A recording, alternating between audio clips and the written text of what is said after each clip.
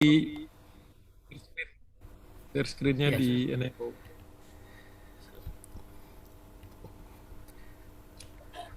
Saya buka dulu ya, Ustaz. Ya. Baik, sebelum acara ini kita mulai, ada baiknya kita buka dengan Al-Quran surat Al-Fatihah. A'udzu billahi minasyaitonir rajim. Bismillahirrahmanirrahim. Alhamdulillahi rabbil alamin. Ar-Rahmanir Rahim. Maliki yaumiddin. إياك نعبد وإياك نستعين اهدنا الصراط المستقيم صراط الذين أنعمت عليهم غير المغضوب عليهم ولا الضالين. بسم الله الرحمن الرحيم الحمد لله رب العالمين يا ربي لك الحمد كما ينبغي لجلال وجهك وعظيم سلطانك أشهد أن لا إله إلا الله أشهد أن محمدا عبده ورسوله اللهم صل وسلم وبارك على سيدنا محمد وعلى آله وصحبه أجمعين اللهم افتح لنا قلوبنا وألهمنا رشدنا واهدنا إلى صراطك المستقيم اللهم نسألك علما نافعا وإيمانا ثابتا وقلبا خاشعا ويقينا راسخا ولسانا ذاكرا ورزقا حلالا طيبا وعملا صالحا متقبلا.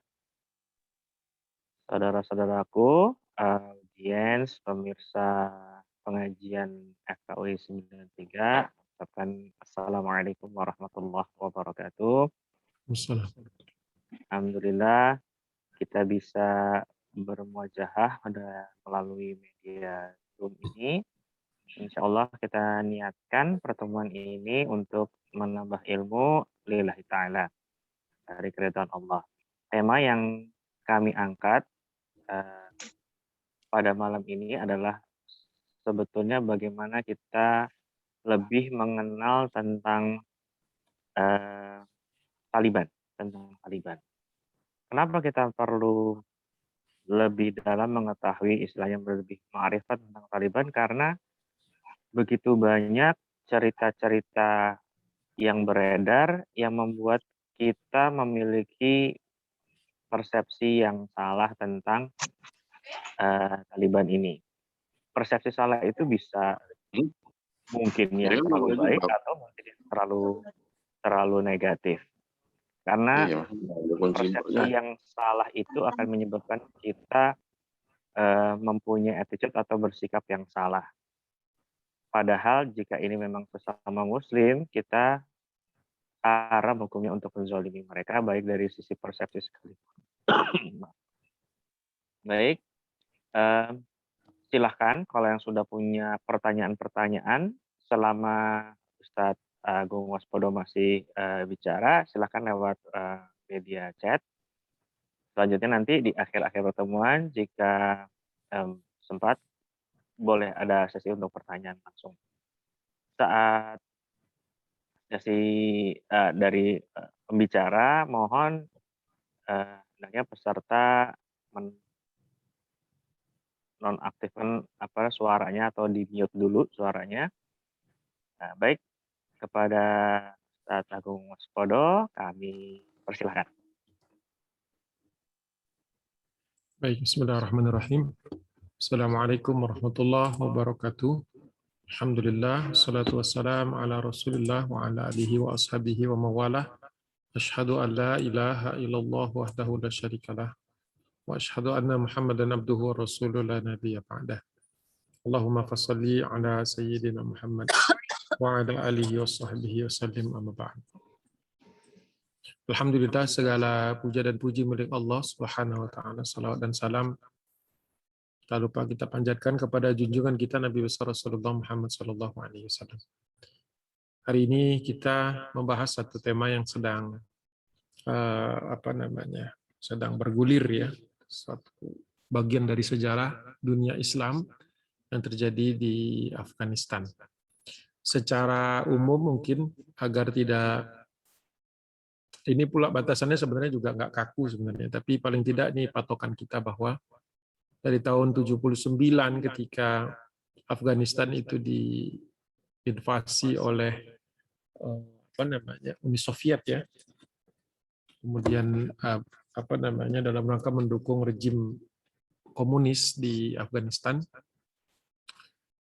masuk ke negeri tersebut tahun 79. Kurang lebih 20 tahun lah, kurang lebih. Sebenarnya 8 tahun sih sebenarnya, nggak lebih dari 8 tahun. Itu sebenarnya Uni Soviet sudah kewalahan sebenarnya ya, sudah harus apa namanya bersiap-siap kembali ya. 89 sebenarnya mereka itu 10 tahun lah katakanlah. Tapi perjuangan mujahidin itu saya kategorikan sampai 96 karena 10 tahun setelah 89 itu lebih kurang lah dari 10 tahun itu terjadi perang saudara di antara kaum mujahidin dan mereka nulisnya begitu mujahidin ya. Sehingga muncul kemudian Taliban. Taliban ini kurang lebih juga sempat berkuasa di Afghanistan sampai dengan tahun 2001. Kemudian setelah terjadi peristiwa 9/11, 9/11, kemudian Amerika Serikat memberikan ultimatum karena menuduh Mullah Omar yang memimpin Taliban itu menyembunyikan Osama bin Laden, maka kemudian Afghanistan diserbu. Tahun 2001 Taliban kemudian mundur ke perbatasan Pakistan, tidak hancur sebenarnya, jangan mundur, sehingga wilayah Afghanistan itu dikuasai oleh Amerika Serikat, NATO, dan Northern Alliance, Sekutu Utara, yang sebenarnya bagian dari mujahidin yang berperang dulu, tetapi faksi yang lebih dekat dengan Asia Tengah, dan Asia Tengah ini sebenarnya dulu wilayah negeri-negeri yang menjadi wilayah Uni Soviet. Ya, jadi memang ada kelas-kelasnya sebenarnya, tapi kita nggak akan cukup waktu untuk menyisirnya sampai sedetail itu. Katakanlah Northern Alliance ini masih bagian dari mujahidin, tapi bagian yang sebagian mengatakan dia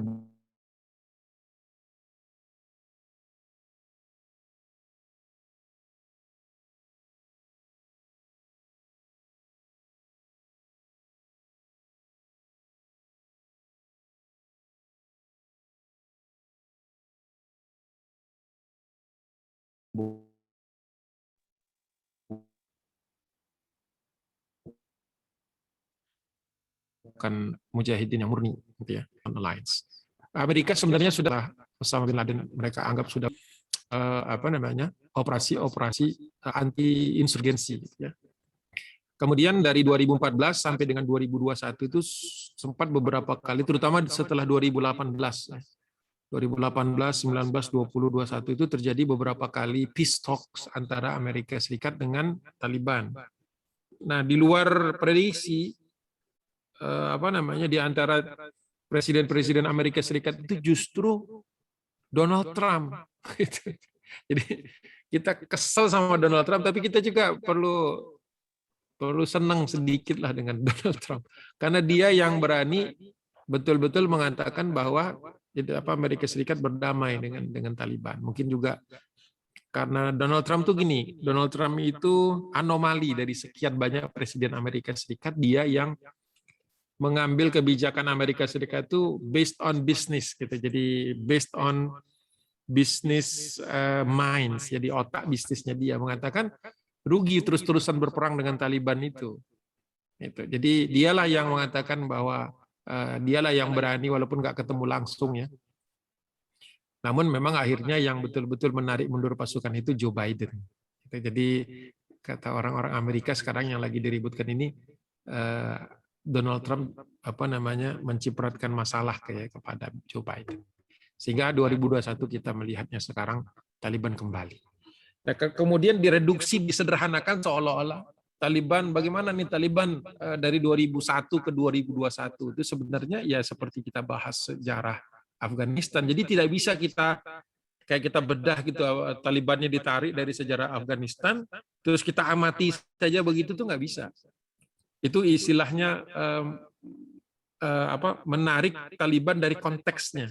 Jadi Taliban itu hanya bisa diamati secara jujur dan adil kalau kita amati layaknya kita melihat sejarah Afghanistan.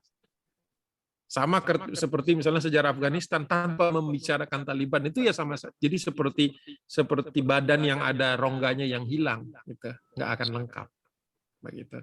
Namun kita kan punya kendala. Saya ditugaskan hanya memberi pesan-pesan ini, bacaan ini dari sekitar kurang lebih 1 jam dan ditambah dengan tanya jawabnya mungkin sekitar setengah jam. Jadi ya sebisanya aja, nanti nggak akan sedetil-detil yang diinginkan. Wallahu a'lam bishawab. Bismillahirrahmanirrahim. Supaya nggak lama dan nggak bertele-tele ini saya keluarin aja semua untuk satu slide ini. Ya.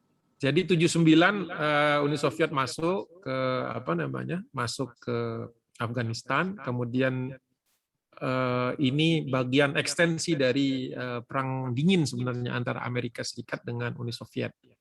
Kemudian Amerika Serikat melihat peluang untuk memerangi Uni Soviet melalui proksi. Nah, proksinya inilah yang kita sebut sebagai mujahidin. Ya, mereka menyebut dirinya sebagai mujahidin. Nah, memang ada beberapa fase yang mau tidak mau CIA itu berjasa gitu untuk perjuangan mujahidin ini di awalnya. Karena mereka memasukkan senjata seperti yang dipanggul di foto itu senjata pamungkas dulu ya, karena disebut dengan Stinger yang bisa menjatuhkan pesawat maupun helikopter biasanya yang banyak ditembakkan. Karena Uni Soviet itu setelah sekian lama, seperti di buku ini ada buku menarik nih, ditulis oleh Ali Ahmad Jalali dengan Lester Grau, Afghan Guerrilla Warfare. Ini buku ini udah lama nih saya belinya. Ini menjelaskan dengan rinci betapa Uni Soviet itu akhirnya takut berperang dengan mujahidin kalau tidak dibantu sama helikopter angkatan udara. Nah, disitulah kemudian Amerika memasukkan senjatanya, terutama Stinger. Makanya jadi ikon gitu ya, perang Afghanistan itu mujahidin memanggul Stinger, itu ikonik lah, katakan seperti itu. Nah, singkat kata kemudian Afghanistan ini dianggap sebagai pahlawan. Bahkan mungkin kita lupa ya, bahwa dulu Presiden Ronald Reagan itu pernah menerima rombongan mujahidin di White House. Bahkan kalau ada yang bisa nih cari mungkin di Netflix atau di apa gitu, kayaknya film Rambo itu masih diputar deh. Coba cari film Rambo ketiga. Rambo ketiga itu menggambarkan bahwa siapa namanya? Arnold ya. Arnold. Bukan. Siapa yang mainnya?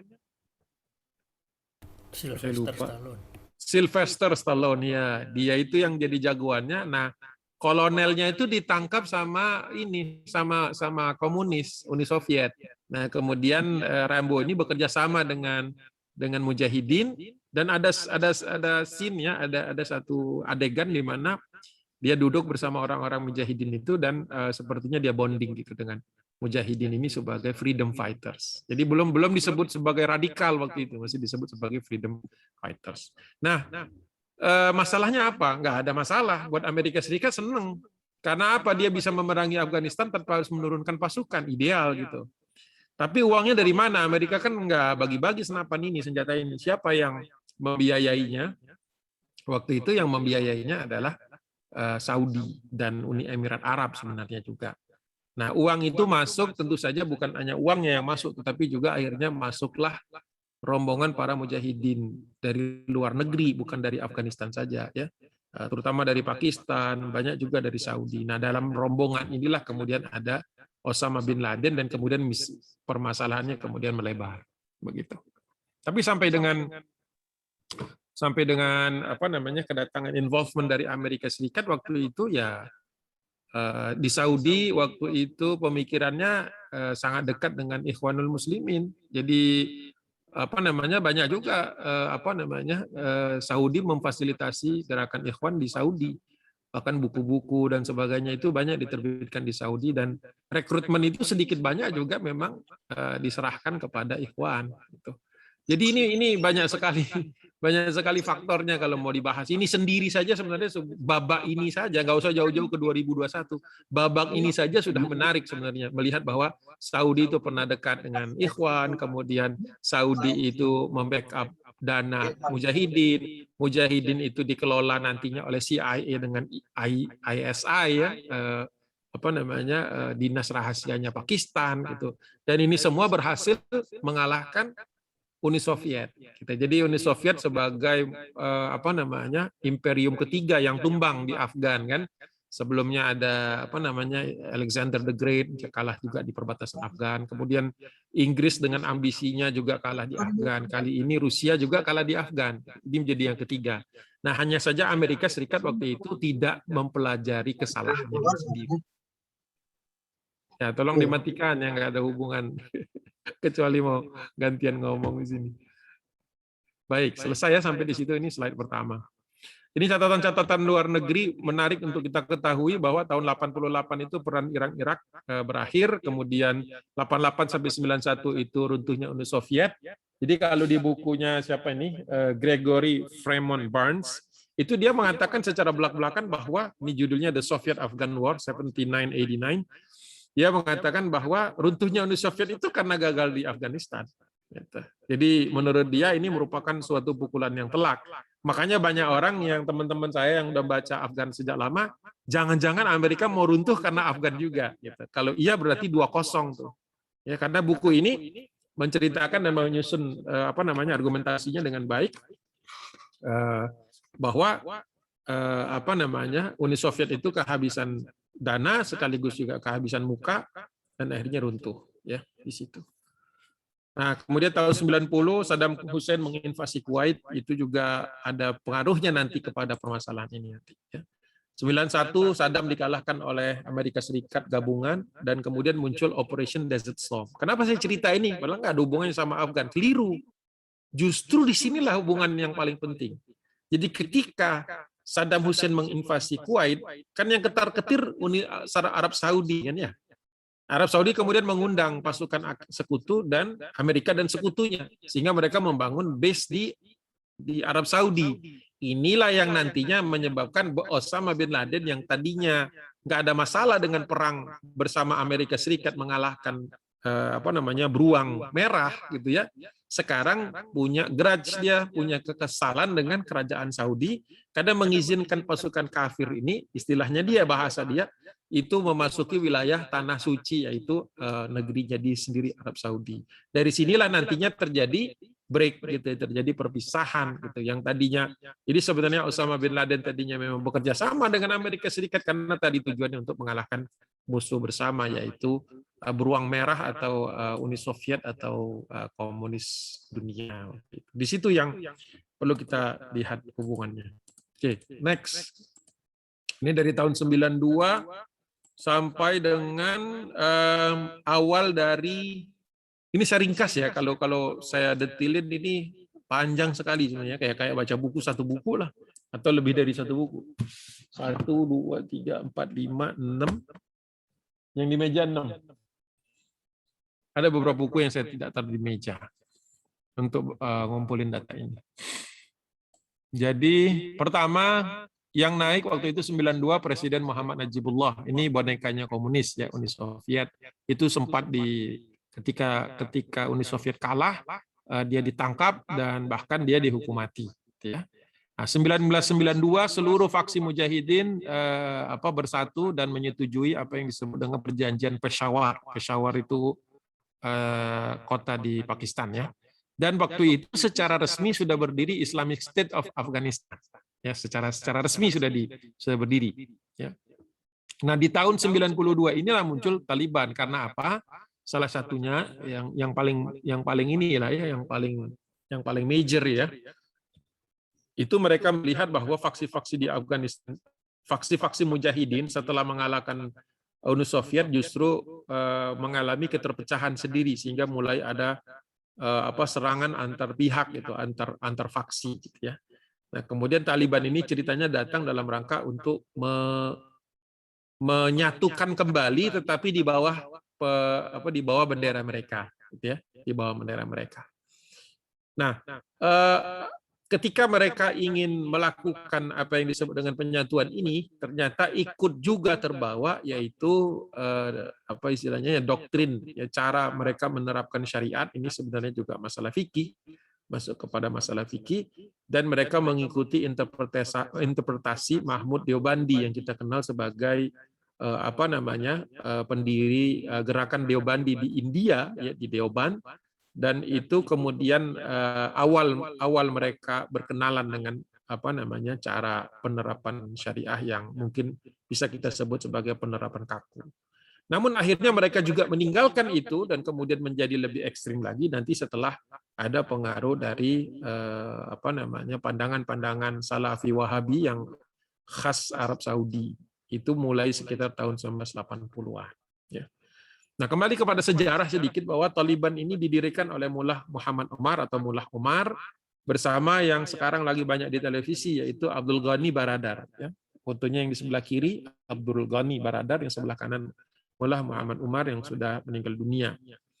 Nah, Taliban waktu itu dikenal sebagai faksi yang mengkritik faksi-faksi mujahidin yang lain yang banyak bertikai, dan kemudian mulai dengan adanya kekuasaan, mereka berkuasa di satu apa namanya, di suatu provinsi dan lain sebagainya, akhirnya muncullah apa ya, sisi-sisi buruk manusia ya ketika sudah mulai berkuasa, yaitu korup ya. Dan kemudian mulai adanya kepentingan, gesekan kepentingan antar suku ya, antar suku. Ini yang kemudian menjadi mungkin menjadi kekecewaan banyak orang yang kalau tahun 94 itu atau 95 itu mungkin kita semua masih di Arif Rahman Hakim ya, masih di ARH. Lalu majalah-majalahnya itu banyak membahas tentang mujahidin tapi sudah tidak lagi terlalu menggembirakan. Jadi saya ingat tuh 94-95 itu buku-buku seperti Sabili, Intilak ya, kalau sudah ada Intilak waktu itu sudah menggambarkan perpecahan di kalangan Saudi, di kalangan mujahidin itu sudah agak menyedihkan sebenarnya. Nah, dalam 15 bulan Taliban waktu di tahun 94 itu mampu merekrut 15.000 siswa dari berbagai madrasah yang ada di Pakistan. Nah, madrasah yang ada di Pakistan ini adalah madrasah-madrasah yang memang dibuat di tengah-tengah kamp-kamp pengungsian. Jadi ketika perang berkecamuk itu kan banyak yang mengungsi, masyarakat sipil. Nah, mereka mengungsinya yang paling banyak itu ke Pakistan. Makanya perbatasan Pakistan dengan Afghanistan itu adalah perbatasan yang memang paling banyak dihuni oleh orang-orang Afghanistan yang dalam pelarian.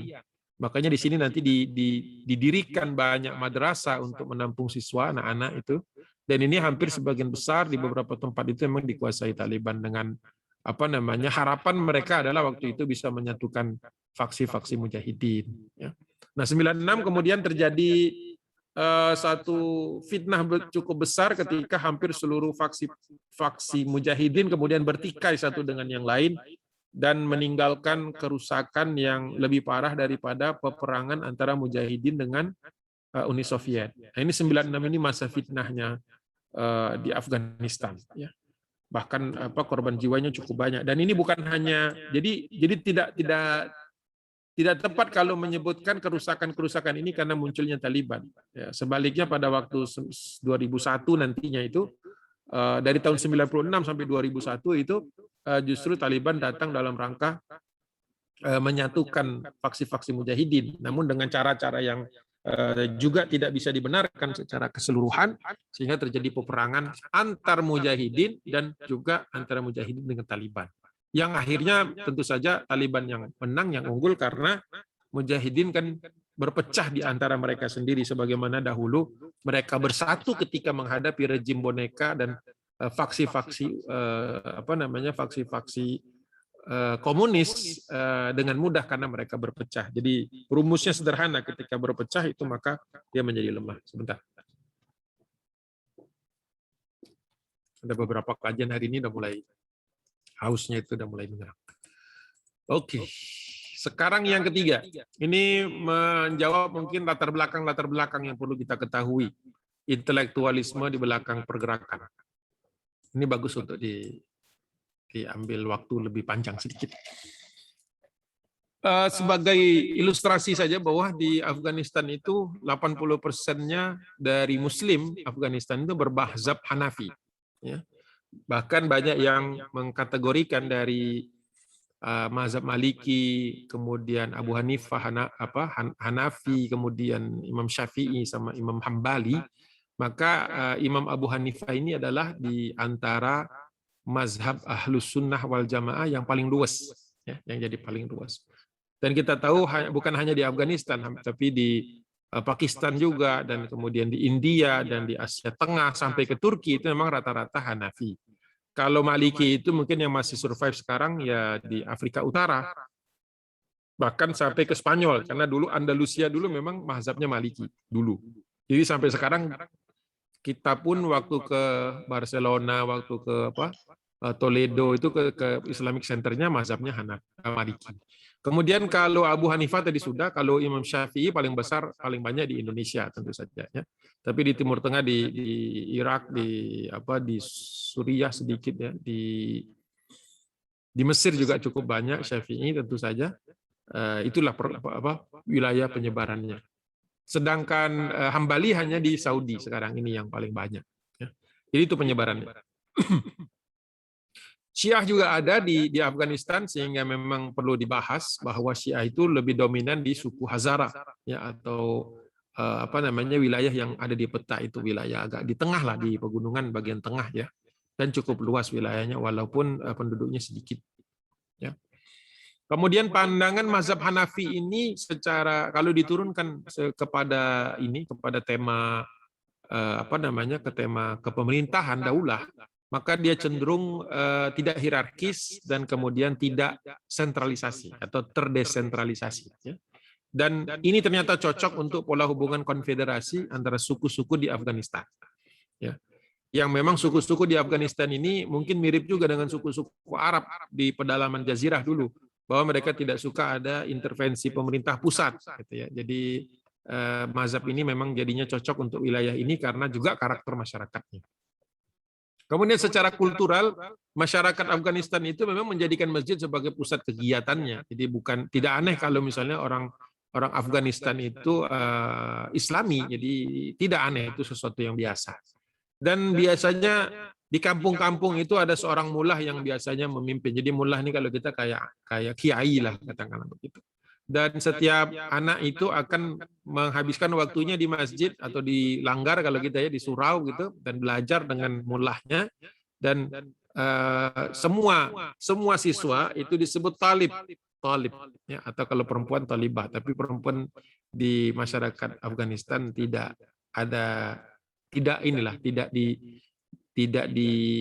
disekolahkan dalam tanda kutip lah, gitu. Jadi mereka biasanya sekolahnya di rumah. Kemudian siswa yang belajar di madrasah ini biasanya sesuai dengan sukunya. Jadi mereka tidak belajar di madrasah suku lain. Jadi setiap suku ada madrasahnya. Dan kota yang paling terkenal dengan sistem pendidikan madrasah ini adalah kota Herat. Ini kalau di peta ini yang berbatasan dekat dengan perbatasan Iran nih, di sini nih. Di kota yang sudah bukan di pegunungan sebenarnya, agak landai. Ya. Lanjut, ya. Baik, itu pusat pendidikannya. Kemudian mulai abad ke-10, mulailah mullah Afgan ini belajar keluar Afghanistan. Jadi sampai dengan abad ke-10 waktu itu pendidikan terjadi di lingkungan mereka sendiri. Nah, mulai belajar ke Asia Tengah, belajar ke Mesir, belajar ke India itu mulai abad ke-10 Masehi, ya. Jadi abad tahun 900-an, ya. Kemudian pada tahun 1925 mulailah terjadi perubahan pada sistem syariat itu atau sistem Islam itu. Dimulai oleh Raja Amanullah Khan, ini yang fotonya kanan atas. Dia mulai menerapkan sistem atau hukum sekuler, ya, disebut sebagai civil legal code, dan waktu itu diterapkan di masyarakat Afgan yang sebenarnya sudah terbiasa dengan syariat Islam, ya. Nah, tahun 1925 ini bisa disebut sebagai tahun yang menandai adanya campur tangan pemerintah pusat untuk urusan-urusan yang sebenarnya dulu tidak pernah diatur secara terpusat, ya. Jadi pemerintah kemudian memiliki peran dalam mencetak ulama agar berkapasitas atau berkemampuan untuk menjadi seorang hakim. Jadi berarti sudah memutuskan urusan-urusan agama lintas suku. Ya, nah, itu sesuatu yang baru. Ada positif, ada negatif. 1946 kemudian untuk pertama kali yang di Afghanistan didirikan satu fakultas syariah di Universitas Kabul. Jadi universitasnya sebenarnya universitas sekuler, didirikan di zaman monarki Afgan, tapi memiliki satu fakultas syariah. Ada yang menginterpretasikan bahwa ini usaha-usaha pemerintah untuk menyatukan pendidikan Islam dalam pendidikan nasional, dalam pendidikan monarki, tapi ada juga yang mengatakan ini cara pemerintah untuk menguasai para ulama. Jadi tergantung kita mau ngambil narasi yang mana. Dua-duanya punya data yang bisa dipakai. Ya. Nah, di tahun 1946 ini bahkan mereka bisa mencetak ulama modern pertama Afghanistan. Ya. Beliau namanya adalah Muhammad Musa Shafiq, ya, yang juga bukan hanya lulus dari apa namanya Kabul University, tetapi juga sempat sekolah ke luar negeri, ke Columbia University, dan ini termasuk Ivy League, termasuk universitas elit di Amerika bahkan, ya.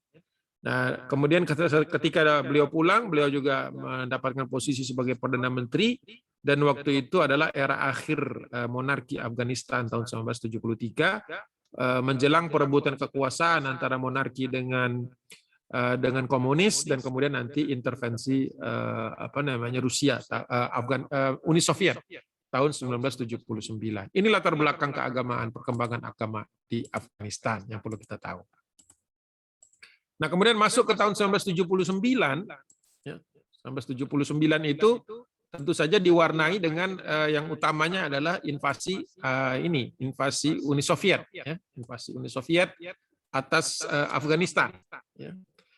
Nah, kemudian kita tahu masyarakat Afghanistan tentu saja tidak pernah ada yang bisa menerima kalau negaranya dijajah negara lain. Nah, itu suatu karakter yang alhamdulillah itu menempel di bangsa tersebut, ya. Sehingga kemudian mereka bersepakat semuanya untuk mengangkat senjata. Ya.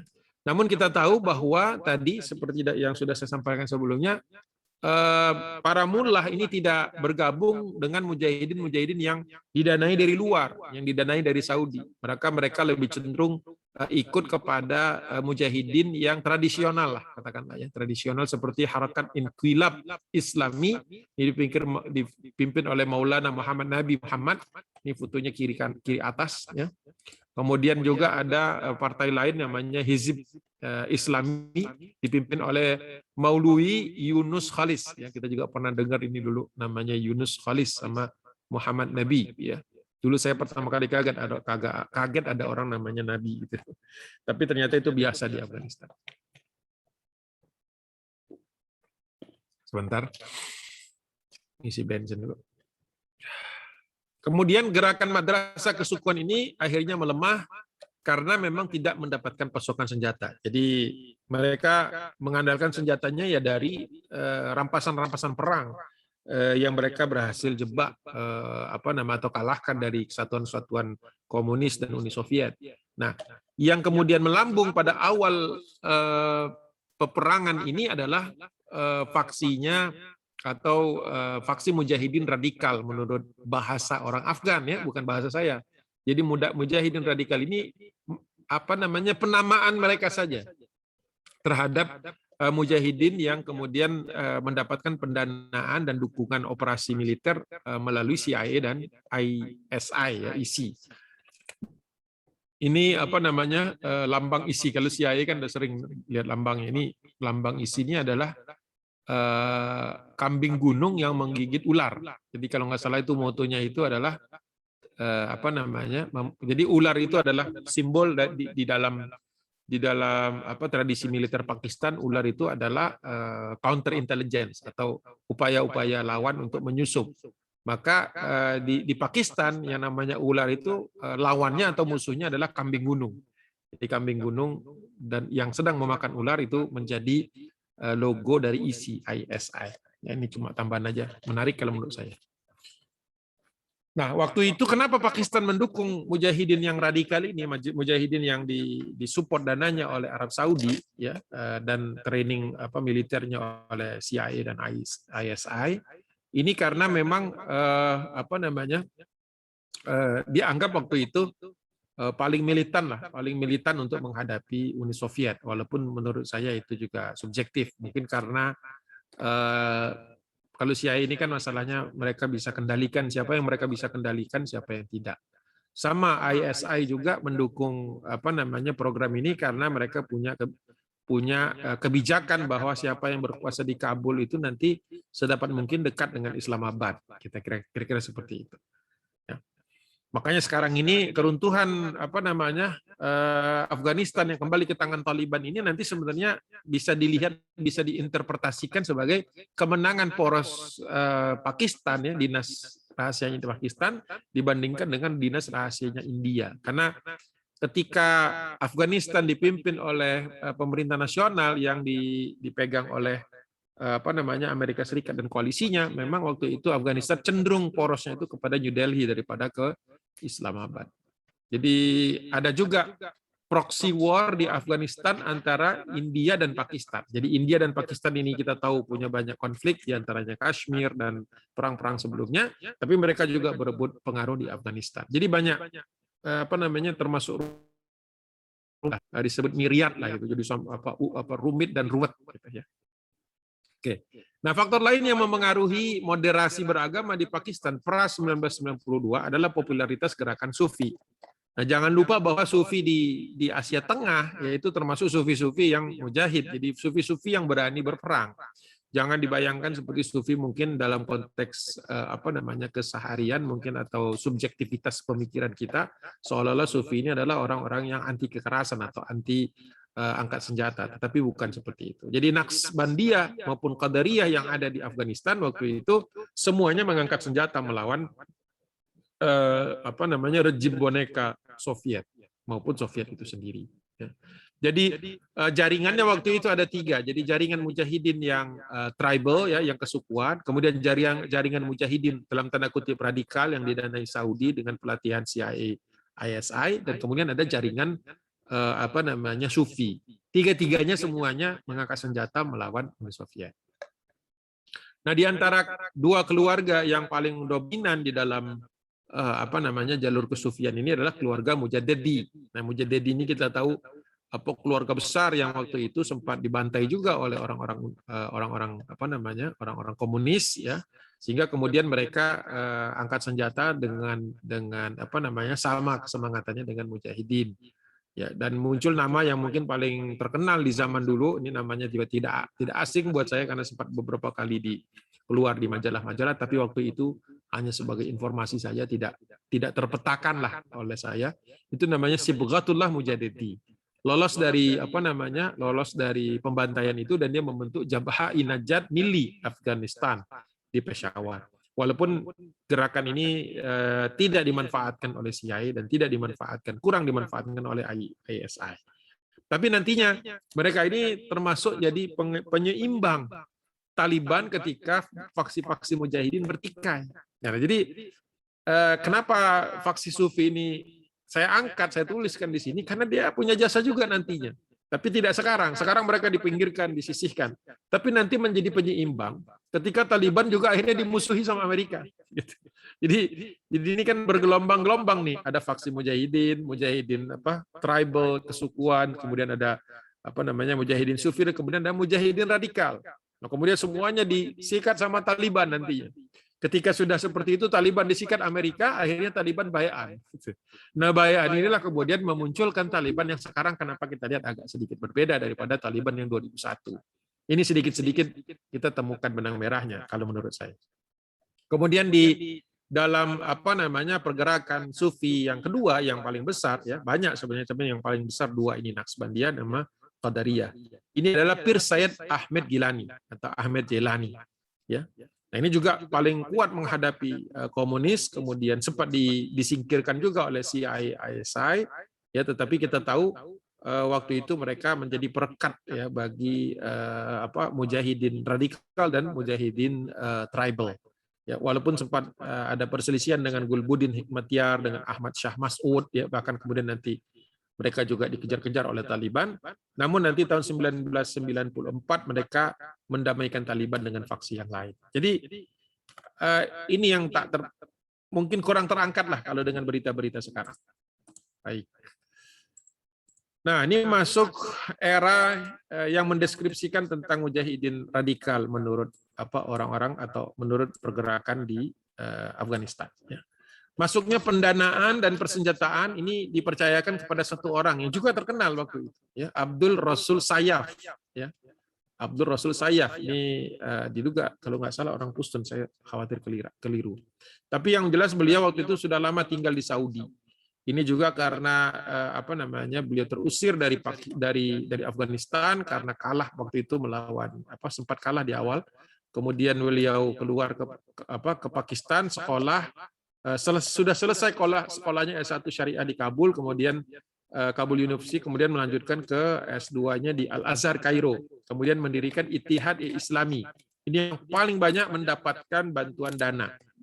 Bantuan dana Saudi itu mengucur hampir ke semua lini sebenarnya, tapi yang paling banyak ke Ittihad Islami.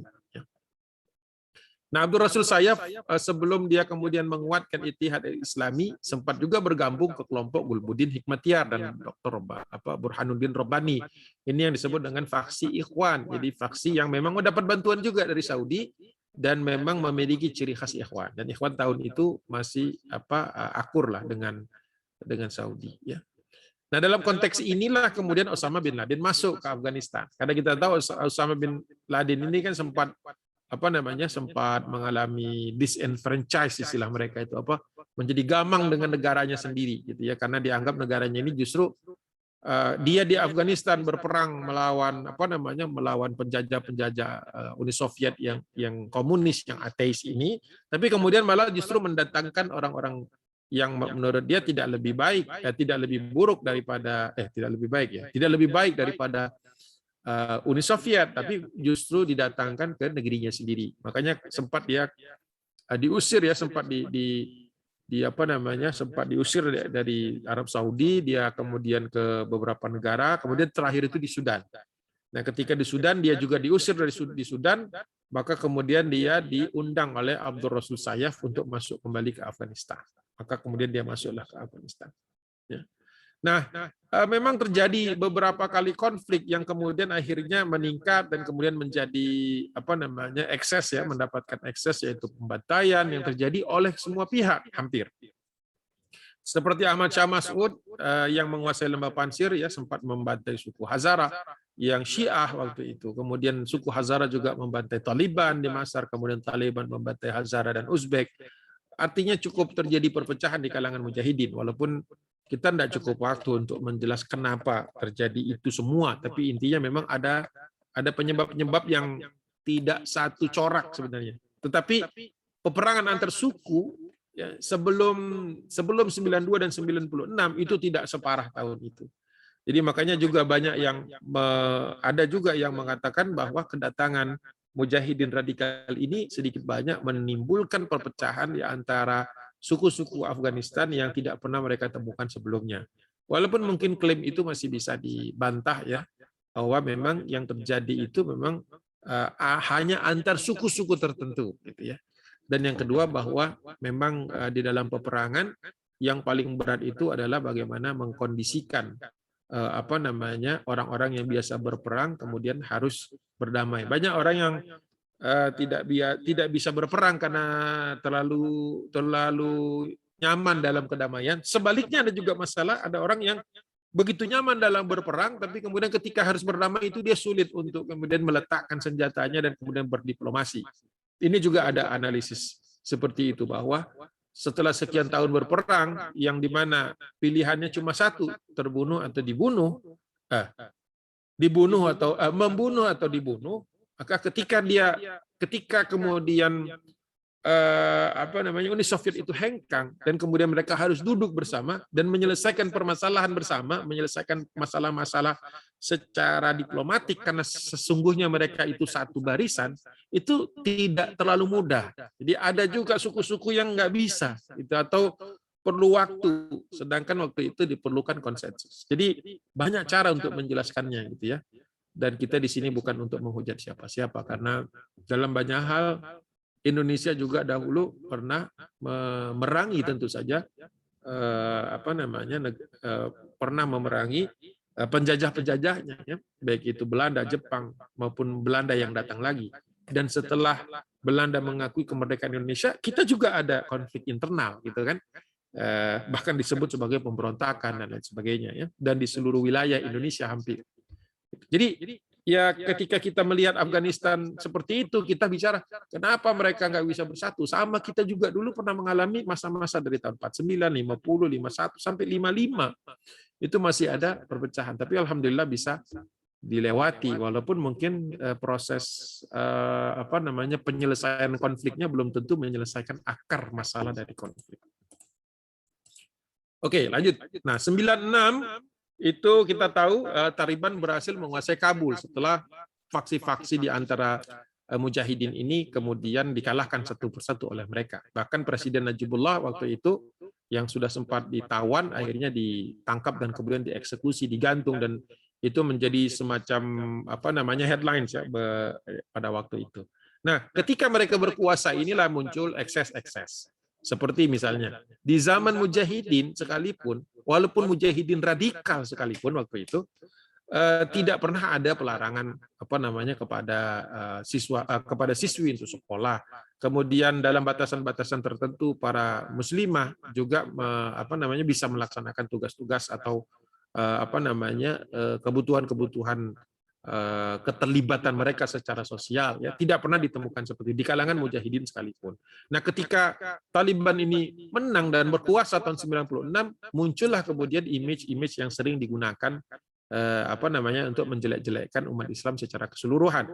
Padahal di Afghanistan saja, di dalam faksi-faksi mujahidin yang lain, mujahidin radikal sekalipun, tidak pernah ada pelanggaran-pelanggaran atau pembatasan-pembatasan secara kaku seperti yang terjadi, ya. Gitu.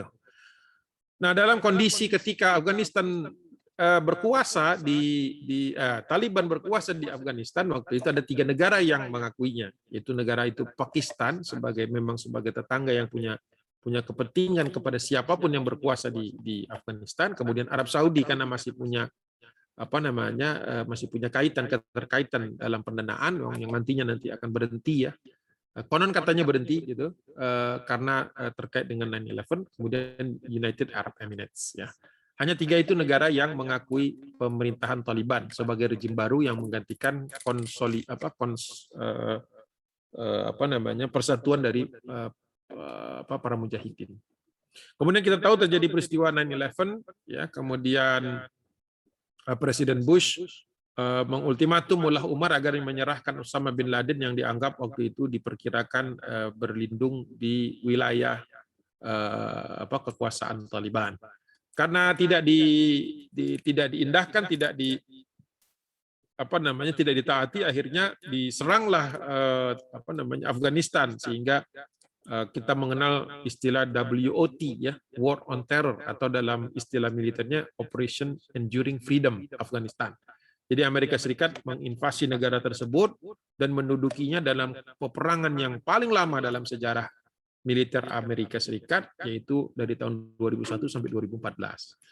Sampai 2021 itu pendudukan, tapi perangnya itu sampai 2014. Ya. Nah, dalam peperangan ini tentu saja, apalagi waktu itu Amerika Serikat menggandeng Northern Alliance, ya, dalam waktu kurang lebih sebulan, Taliban sudah mundur ke wilayah Kandahar di selatan, dan kemudian mereka banyak yang kembali atau masuk kembali ke Pakistan sambil menyusun ulang strategi untuk menghadapi Amerika Serikat. Ini wilayah Northern Alliance, ya. Oke, sedikit lagi, insya Allah. Nanti kita bahas lagi yang penutupannya, insya Allah. Kejauhan. Nah, kemudian antara 2001 sampai dengan 2014 ini yang operasi militer betul-betul keberadaan Amerika Serikat waktu itu, ada perjanjian yang namanya Bonn Agreement, ya, perjanjian di Bonn di salah satu kota di Jerman bagian barat, ya. Amerika Serikat kemudian menyerahkan kendali Afghanistan kepada Northern Alliance dan faksi mujahidin, sehingga naiklah presiden yang namanya Hamid Karzai, ya. Nah, 7 Desember 2001 Mullah Umar setelah kalah mundur dari meninggalkan Afghanistan.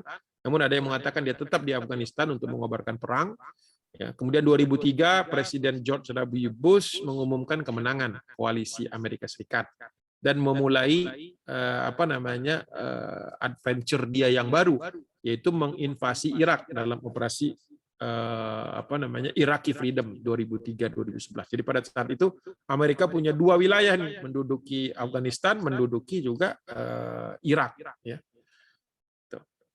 Kemudian Hamid Karzai memimpin 2 periode, dan pada masa ini kalau kita lihat mujahidin, ex-mujahidin atau mujahidin, faksi-faksi mujahidin mulai bisa berkompromi dengan pemimpin Afghanistan, ya.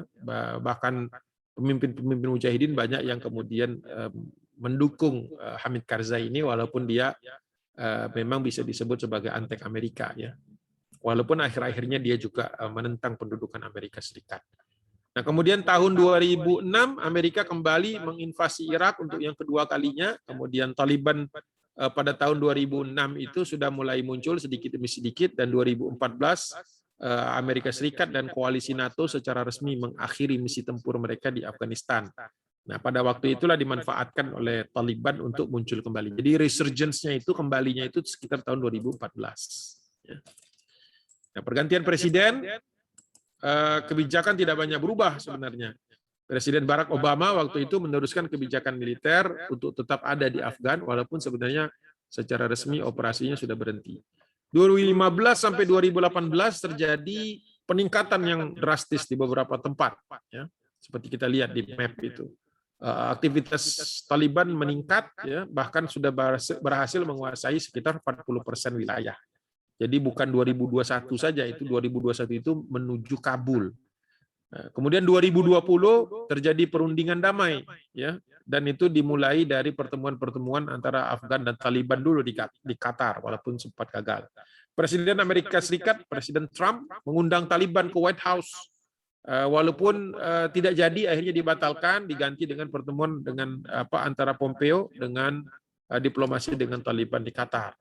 2021 Rusia mengadakan konferensi, gagal juga. Baru 14 April, ya, setelah terjadi kekalahan terhadap Trump, Presiden Joe Biden mengumumkan penarikan mundur. Aslinya harusnya 11 September, tapi kita tidak tahu kenapa dia kemudian pada bulan Agustus sudah menarik pasukan dan secara tiba-tiba mengosongkan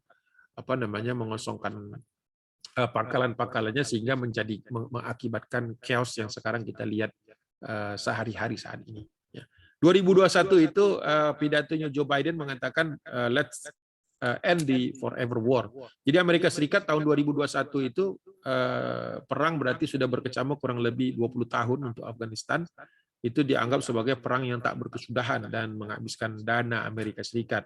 Apalagi Amerika kemudian mulai mengalami kekalahan secara perimbangan dan kemudian secara perdagangan internasional dengan Cina dan Rusia. Nah, sebagai penutup, slide terakhir ini, kalau tidak salah,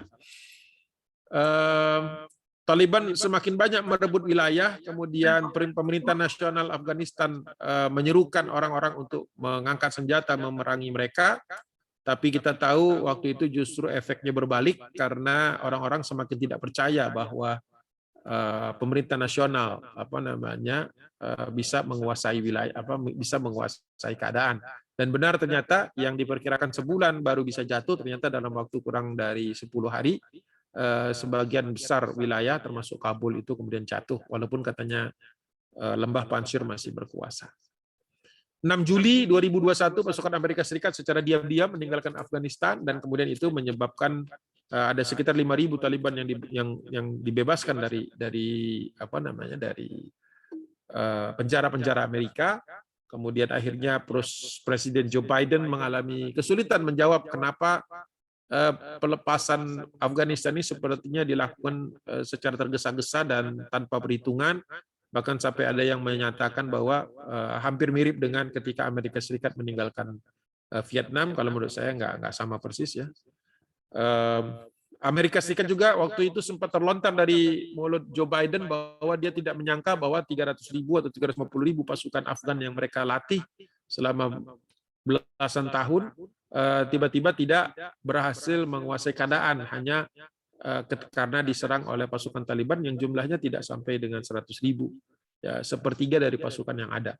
Ya. Nah, salah satu penyebabnya tadi penarikan yang mendadak, kemudian korupsi ternyata yang memang kan ada juga itu sudah banyak sebenarnya laporan bahwa mereka ini korup, ya pejabat-pejabatnya nasionalis Afghanistan, dan itu juga menjadi suatu serangan yang empuk bagi Taliban, ya, untuk orang-orang Taliban, faksi Taliban, bahwa mengatakan bahwa untuk apa dipimpin oleh bangsa sendiri yang korup. Ngeri juga dia ngomongnya begitu. Dan memang terbukti gitu, memang banyak, dan salah satunya adalah mereka suka menkorupsi jumlah pasukan. Jadi Amerika Serikat itu kan membayari pasukan sejumlah yang dilaporkan. Nah, panglima-panglima di daerah ini pinter. Mereka menyebutkan bahwa mereka punya pasukan sekian ribu, padahal mungkin di lapangan hanya 100-200. Jadi dapat surplus banyak dari dana yang dicairkan oleh Amerika Serikat. Ini yang mungkin kurang dibaca, ya. Dan juga kurang keliru membaca Taliban, bahwa Taliban yang baru ini tahun 2021 ini sudah banyak berdialog dengan faksi mujahidin dan juga menjalin hubungan dengan bahkan mujahidin bukan hanya yang dulu pernah disebut radikal, tapi juga dengan mujahidin yang tribal, yang kesukuan, dan mujahidin sufi. Jadi sekarang Taliban ini jauh, kenapa kita lihat agak sedikit lebih rileks, ya, atau sedikit lebih toleran gitu dalam tanda kutip gitu, ya. Karena memang mereka sudah selama kurang lebih 19 atau 18 tahun termasuk pihak yang dikalahkan juga oleh Amerika Serikat, ya. Jadi mungkin mereka belajar juga dari situ, dan kemudian terjadi gencatan senjata dengan Amerika Serikat, dan di antara butir-butir yang paling menarik itu adalah ketika Amerika Serikat meminta jaminan, ya, ini lucu juga, Amerika Serikat minta jaminan kepada Taliban agar tidak menjadikan Afghanistan basis bagi Al-Qaeda atau ISIS, ya, ISIS atau Al-Qaeda. Nah, baru saja kemarin ada kejadian ketika terjadi bom yang meledak di luar bandara Hamid Karzai International Airport, yang kemudian diklaim oleh ISIS-K. Ya, ada faksi baru, istilahnya Islamic State in Iraq and in Syria plus K-nya itu Khurasan, wilayah yang kadang-kadang di zaman Khulafaur Rasyidin disebut Iran bagian timur, Afghanistan dan Pakistan itu dulu sempat disebut sebagai Khurasan. Jadi mereka menggunakan Islam. Tapi saya juga belum tahu perkembangan terakhir bagaimana, apakah ini hanya akal-akalan Amerika untuk kembali ke Afghanistan, atau ini betul-betul suatu faktor yang tidak mereka pertimbangkan sebelumnya. Pimpinan-pimpinan Taliban nggak perlu dibahas, ya. Bisa baca sendirilah orang-orang penting mereka, bahwa mereka ini cukup terdidik, maksudnya cukup terdidik, para ulama mereka belajar di kampus-kampus ternama, ya, sekolah di Timur Tengah, juga sekolah di Pakistan, ya, lebih banyak di Pakistan. Ini saya skip aja walaupun saya siapkan nanti kalau ada pertanyaan. Beberapa tantangan yang perlu dihadapi oleh Afghanistan, oleh Taliban yang baru, saya melihatnya ada 1, 2, 3, 4, 5, 6, 6, ya, 6 yang terakhir ini catatan saya aja, bahwa bagaimana penerimaan masyarakat terhadap penegakan HAM ini akan menjadi salah satu poin besar yang kita masih harus tunggu, ya, walaupun sekarang sudah mulai ada tanda-tanda perbaikan. Kemudian yang kedua, bagaimana menghindari kebiasaan orang Afgan, yaitu pembalasan dendam antar suku, ya, apakah itu berhasil diredam atau tidak, kita lihat. Kemudian bagaimana mereka membuka jalur dialog, ya, dan ini sedikit banyak sudah kita lihat, sudah kita saksikan. Sudah termasuk yang poin HAM itu dan perlindungan kepada perempuan juga nantinya, bahwa sudah ada satu menteri urusan perempuan yang memang beberapa waktu yang lalu sempat ikut dalam rapat, ya, dan menunjukkan bahwa menteri urusan perempuan ini ya perempuan gitu, dan kemudian tidak berhijab sebagaimana yang kita sering konotasikan hijab yang burqa yang menutup seluruh wajah itu. Ini tidak. Ya, jadi wallahu alam masih banyak yang perlu kita amati, masih kita tunggu dulu perkembangan, ya. Kemudian apakah mereka akan inklusif, ini juga akan masih, kalau menurut saya punya potensi itu, karena ketika mereka kembali tahun 2021 ini tidak ada yang memusuhi mereka kecuali faksi anaknya Ahmad Shah Mas'ud, itu pun juga masih simpang siur, ada yang mengatakan dia sudah berbaiat kepada Mullah Baradar. Artinya kalau memang benar itu, berarti untuk pertama kalinya ada sebuah kekuatan politik ya dan militer di Afghanistan yang disepakati oleh semua orang. Dan itu menurut saya unik karena di tahun 2001 Taliban itu kan dimusuhi semua orang. Sekarang 2021 hampir tidak ada musuhnya. Kecuali ISIS-K ya, tapi nggak tahu ISIS-K ini kan masih faktor masih inilah masih liar ya. Kita nggak tahu dari mananya. Tapi kecepatan Taliban mengutuknya itu menunjukkan bahwa memang benar ini bukan dari mereka. Gitu. Cepat mereka mengutuk dan kemudian berjanji untuk mencari orang yang bertanggung jawab ya. Walaupun Amerika sudah gerak sendiri kalau nggak salah. Itu yang keberapa tadi? 5. Yang keenam adalah sudah membuka jalur diplomasi ke luar negeri. Kalau Taliban ini, ya apapun latar belakangnya gitu atau apapun perubahannya, gagal berkomunikasi dengan negara luar, ya berarti sama aja seperti Indonesia tahun 47 lah, belum diakui siapa-siapa. Tapi kalau sudah diakui siapa-siapa, nanti mungkin akan kita lihat ke depannya. Dan yang paling cepat nampaknya sudah menawarkan pengakuan adalah Cina, Rusia, dan Turki. Nah ini kalau memang betul berarti ini terjadi perubahan poros yang mungkin mengamatinya butuh satu sesi lagi. Wallahu a'lam bishawab. Kalau masalah ini perlu nggak? Darul Ulum kayaknya nggak perlu ya. Udah tadi sudah saya jelaskan secara sekilas tentang madrasah-madrasah di Afgan ada kaitannya dengan madrasah di Pakistan dan madrasah di Pakistan ini cukuplah. Nampaknya nggak perlu sampai ke sini. Wallahu a'lam bishawab. Mudah-mudahan bisa memancing sedikit diskusi. Mohon maaf kalau meleset dari ekspektasi, tapi paling tidak saya sudah sampaikan beberapa major issues yang perlu kita ketahui. Wallahu a'lam bishawab. Assalamualaikum warahmatullahi wabarakatuh. Waalaikumsalam warahmatullahi wabarakatuh. Alhamdulillah. Menarik sekali, apalagi buat kita yang awam. Ada saya entah di mana garisnya, tapi ada perbedaan yang sangat jelas antara Taliban awal tahun 2000 yang dikalahkan oleh Amerika dengan Taliban yang sekarang gitu. Di mana keterampilan diplomasi itu yang sangat mencolok dari Taliban yang kita sebutnya ya, neo Taliban atau apa gitu ya. Jangan neo kali belum. Tapi disebut baru ya orang-orangnya masih lama. Cuman orang lama, casing generasi yang lama. sekarang gitu, entah yang sekarang terampil sekali dalam hal berdiplomasi. Apalagi dengan berita bahwa sebagian besar wilayah di Afgan itu jatuh ke tangan Taliban, sebagian besar bukan karena pertempuran, tapi karena dengan sukarela. Berarti kan kalau sukarela diplomasinya luar biasa sekali gitu terhadap suku-suku itu, terhadap kelompok-kelompok mujahidin. Ya tadi kecuali yang Lembah Panjshir ya. Ya, itu juga masih simpang siur. Terus yang saya ada pertanyaan tadi mengkritik itu, kalau dari informasi memang yang sangat berpengaruh itu pada Darul Ulum Deobandi itu kan gerakannya memang Hanafi, mazhab fikihnya Hanafi dan mazhab akidahnya kan Maturidi. Ya, sedangkan Bin Laden atau mujahidin yang meresap masuk ke dalam Afgan itu kan kebanyakan Wahabi dengan akidahnya yang Ibnu Taimiyah itu kan salah. Itu kan jelas-jelas bersimpangan, bahkan di masa atau di tempat yang lain terkenal ada kelompok yang dari itu yang Wahabi itu yang agak-agak sering takfiri gitu ya.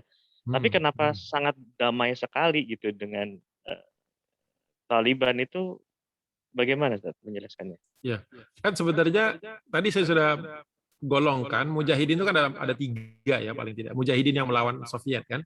Satu yang yang paling dominan, yang paling banyak itu adalah sebenarnya yang kesukuan, karena memang bonding paling kuat di Afgan itu suku. Itu nggak bisa diabaikan. Yang kedua adalah Sufi. Kesufian juga satu-satunya yang bisa lintas suku. Jadi yang bisa lintas suku itu ya Sufi. Jadi kalau satu tarekat itu biasanya bisa memaafkan kalau dia berbeda suku. Tapi kalau kesukuan itu nggak bisa maafin walaupun sama tarekatnya. Pusing ya. Itu 2. Nah yang ketiga ada faksi mujahidin yang tadi yang disebut oleh yang kedua sebelumnya disebut radikal. Nah 3-tiganya ini ketika terjadi perang saudara, ya memang perang saudara itu kan memang negatif ya. Tapi di sisi lain ini mungkin menyadarkan banyak pihak. Sehingga kemudian mereka tidak lagi bertikai. Itu kan 9296 ya, 9296. Nah, setelah itu kan mereka semua akhirnya disikat sama Taliban kan. Jebret. Taliban ini disikat. Itu. Nah, jelas ini kemudian menjadi wake up call bagi semua pihak. Makanya kemudian ketika Taliban disikat habis sama Amerika, bukan disikat habis, dipukul mundur, akhirnya orang-orang Afgan ini kan melihat bahwa ini kita nggak bisa mengulang lagi episode dulu, gitu. Sehingga mereka kemudian saling memaafkan. Ada proses islah di situ yang kita belum bisa dalami karena waktunya nggak akan cukup. Itu ada penggunaan istilahnya pertemuan lintas suku. Ya, ada pertemuan lintas suku, informal sifatnya, tapi konstruktif, yang membuat kemudian faksi yang tiga tadi seperti lebur. Sehingga kemudian mereka mendukung pemimpin yang ada saat ini. Nah, ketika pemimpin yang di bawah Amerika Serikat ini kelihatan korupnya, dan memang seperti itu hampir di semua rejim yang didukung Amerika, itu banyak korupnya, kemudian akhirnya mereka sepakat untuk mendukung Taliban. Nah, kebetulan Taliban yang baru ini tidak seperti Taliban yang dulu menyikat mereka. Kebayang nggak? Jadi ya Taliban ini bisa jadi representasi dari tiga faksi mujahidin yang kemudian melebur. Nah, ini tentu saja tidak mudah untuk meleburkan tiga faksi tadi, kecuali Talibannya sudah bisa merangkul semua orang. Nah, merangkul semua orang ini jelas berarti ini menunjukkan dia memutus hubungan Saudi dengan perjuangan ini. Kan hubungan Saudi ini sudah mulai terhenti ketika Amerika Serikat invasi. Jadi tidak perlu ada lagi dana Saudi yang ke sana, dan tidak mungkin lagi ada pengiriman mujahidin luar Afgan. Karena kan itu yang dikritik Amerika gitu. Kalau Saudi ini bukan hanya ngirim duit gitu, tapi ngirim orang yang kemudian menjadi liar, kemudian menjadi ya ini akalan Amerika saja menurut saya. Tetapi kemudian dari situ putus mata rantai takfiri ini, kemudian memberikan kesempatan kepada stakeholders atau para mujahidin di Afghanistan ini untuk saling merendahkan dirinya, untuk kemudian membentuk katakanlah koalisi lah sementara ini, walaupun masih remains to be seen. Ini kan baru berapa hari ya, jadi nggak bisa juga kita menjudge ke depan seperti apa gitu. Jadi ya untuk sementara penilaian saya bahwa kalau memang ini menunjukkan perdamaian yang abadi, sudah adanya saling tepo seliro gitu, sudah adanya saling memaafkan atas masa lalunya, berarti menurut saya poin plus 3 gitu ya. Taliban bisa rukun dengan para sufi, Taliban bisa rukun dengan para kesukuan ya, para tribal warlords, dan bisa rukun dengan mantan mujahidin radikal. Itu exceptional. Belum terjadi di dunia Islam yang lain. Gitu. Jadi harapannya bahwa pola moderasi ini kemudian menjadi suatu pola baru di dalam dunia Islam, daripada pola yang sifatnya hitam putih, yang sifatnya takfiri. Itu akan jauh lebih bermanfaat buat narasi kebersamaan lintas dunia Islam.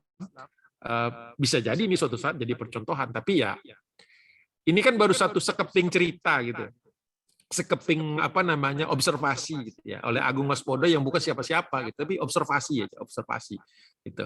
Nah, kalau ini berhasilnya tadi didukung oleh 5 hal kan, yang 6 hal yang saya sebutkan di slide terakhir. Ya, bisa nggak dia jaga kerukunan, bisa nggak dia jaga HAM, bisa nggak dia jaga isu perempuan. Ini isu-isu yang gampang dipelintir oleh media-media barat. Ya. Kalau itu bisa direkam, diredam, poin besar. Poin besar keberapa itu? 6 tambah 3 lah, 9 poin tuh. Jadi it's enough to build a country harusnya. Ya. Asal jangan kejebak utang Cina. Maaf. Iya. Memang ya salah satu faktor ekonomi yang mempengaruhi ekonomi, maksudnya Cina itu kan juga memang sangat bernafsu membentuk the new Silk Road itu kan. Mereka. Iya. Jalur sutranya mereka ya. Jalur sutra yang baru, apalagi kelilingnya seperti wilayah Pakistan udah. India, Pakistan udah jatuh ke tangan Cina. Turkmenistan udah, iya. Tapi kalau kita Iya, mau iya, lihat iya. sebaliknya, sebenarnya Afghanistan itu merupakan wilayah yang paling dekat dengan Turkistan loh. Kita punya masalah besar yang belum diketahui banyak orang, yaitu masalah kaum Uighur dan genosida yang terjadi di sana. Ya, kalau kita Iya. lihat yang paling dekat ke sana dan punya kapabilitas untuk mengekspor semangat persatuan umat Islam ini, sebenarnya kita jadinya berharap pada Afghanistan juga. Ya, ya mungkin Taliban ini perlu nama lain lah, tapi mereka udah seneng sih, emang mereka Tolib gitu. Iya, jadi, iya, iya, iya. jadi deket Itu banget loh itu. waktu di Afghanistan sendiri atau awal-awalnya jatuhnya Soviet itu kan terkenal dengan ada jirga atau loya jirga itu kan Ya seperti itu yang saya maksud dengan pertemuan antar suku. itu apakah itu yang dimanfaatkan? Kan berkali-kali cerita itu pertemuan atau jirga itu kan istilahnya fail gitu untuk menyatukan. Apakah sekarang Taliban memanfaatkan loya jirga itu untuk Ada bersatu kemungkinan gitu? itu, ada kemungkinan itu, ya ada kemungkinan itu. Ada, saya belum dapat datanya, belum melihat. Tapi ada kemungkinan itu kan apa namanya pertemuan antar suku itu tidak diekspos, jadi itu betul-betul limited gitu. Jadi bukan sesuatu yang terekspos dan bisa didatangi oleh apa namanya reporter-reporter. Gitu. Jadi ini memang kayak semacam mungkin bisa kita sebut sebagai apa namanya majelis syuroknya lah, gitu, lintas faksi gitu ya. Kayak kalau di Indonesia dulu pernah ada Mas Yumi, itu kan lintas ormas ya, NU, Muhammadiyah, Persis, segala macam ada di sana. Dan itu memang mewadahi dan Soekarno tahu itu, makanya dihajar sama Soekarno gitu. Kemudian NU keluar, akhirnya kemudian dihajar lagi oleh PKI kan, atau menggunakan tangan Soekarno, akhirnya dibubarin gitu. Nah, itu karena terekspos. Jadi ya mungkin kita belum belajar dari situ.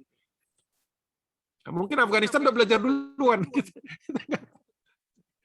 Kita pikir kita anggap sebelah mata gitu, ternyata mereka duluan. Kesian Indonesia nih, kayak dilewatin lagi, dilewatin Malaysia, Gitu-gitu dilewatin Vietnam, ntar dilewatin Afghanistan pula.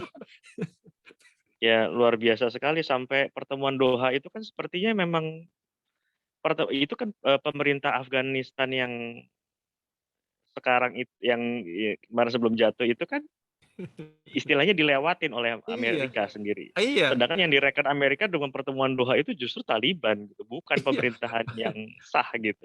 Iya, makanya nampaknya Amerika ini perkiraan-perkiraan ya, nggak ada datanya saya. Perkiraan-perkiraannya adalah Amerika daripada langsung head to head dengan Taliban di sana, mending dia jadikan sepertinya ya strategi. Apa sih? Nggak mungkin Amerika sebodoh itu ya. Walaupun Amerika itu kadang-kadang bodoh, tapi dia nggak mungkin sebodoh itu dia tinggalin begitu saja itu Afghanistan. Tapi dia melihat nanti bahwa nampaknya ini akan menjadi proksi, jadi kayak bumper untuk menghadapi apa namanya, ya mungkin menghadapi ISIS, mungkin menghadapi Cina, gitu. Jadi Amerika Serikat mungkin sudah beberapa langkah di depan, ya. Dia kan nggak mau kan konfrontasinya langsung dengan Cina, walaupun untuk itu mereka siap-siap. Tapi mungkin ini akan lebih bagus, mungkin mereka akan jadikan Taliban ini seperti mereka dulu jadikan Taliban ini menjadikan Mujahidin menghancurkan Uni Soviet. Nah, bisa jadi Taliban ini dipakai untuk hancurin Cina. Belum aja tapi ini pandangan-pandangan liar saya. Nggak ada datanya. Baik, ada pertanyaan sedikit. Ya, Jadi ada boleh. 2 pertanyaan ini. Ustadz bertanya apakah atau konfirmasi, jadi nama Taliban itu berasal dari kata bentuk jamak Talib Iya dari dari madrasah-madrasah Taliban, dari Taliban jamak min Talib gitu aja. Nama. kemudian kenapa dari dulu itu Afghanistan selalu jadi punya daya tarik buat negara-negara besar? Dulu Ya Inggris, strategis. kemudian Iya. Soviet, Amerika, ada apa dengan Afghanistan?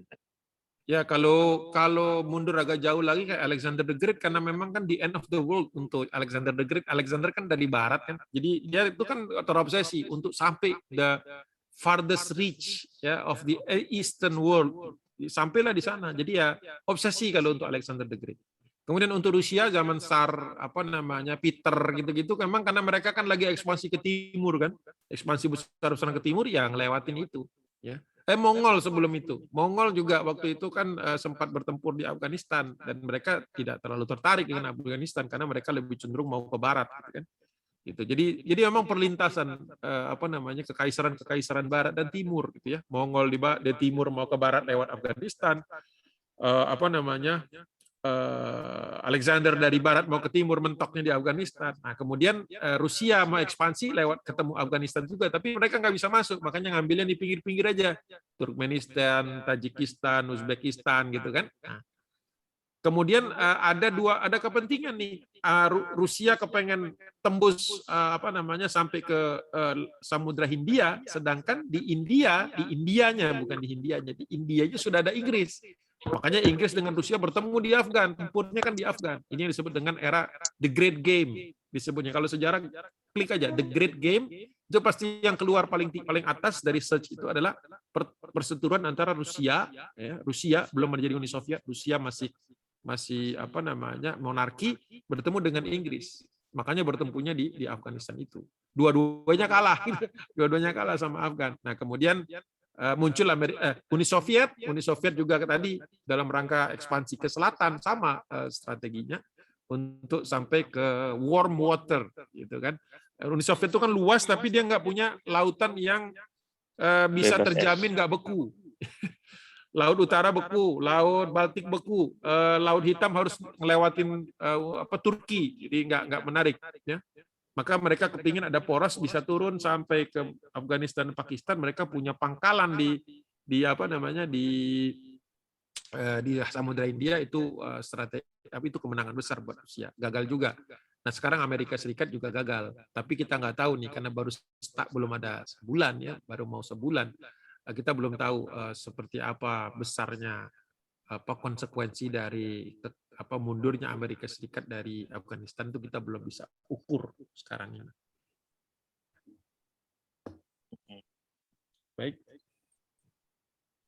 Baik, silakan buat audiens daripada saya melulu yang mendominasi.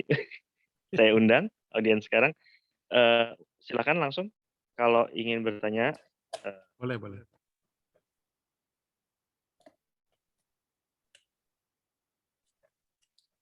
Siapapun silakan. Oji, ada pertanyaan langsung? Bang Eri boleh, ada Bang Eri itu, Masya Allah. Bang Eri ini senior. Waalaikumsalam, Masya Allah Bang. Aduh. Barakallah bisa berbagi sama teman-teman luar biasa.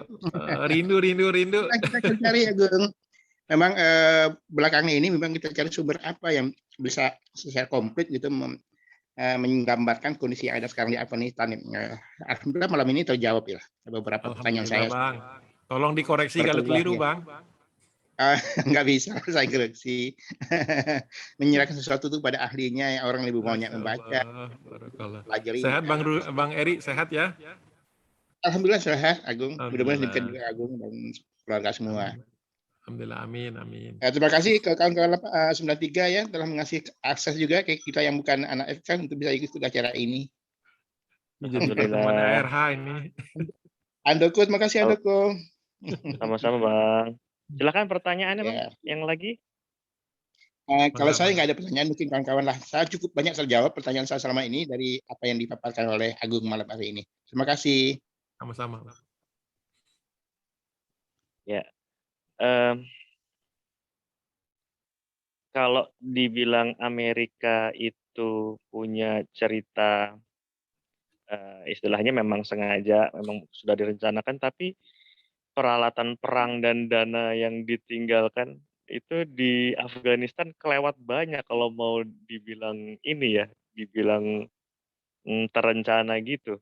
Kan besar sekali jumlah kendaraan perang, amunisi, dan anggaran yang disiapkan buat tentara Afgan itu besar sekali gitu. Jadi kayaknya memang Amerika seperti, kalau saya bilang seperti Vietnam kalah, teman.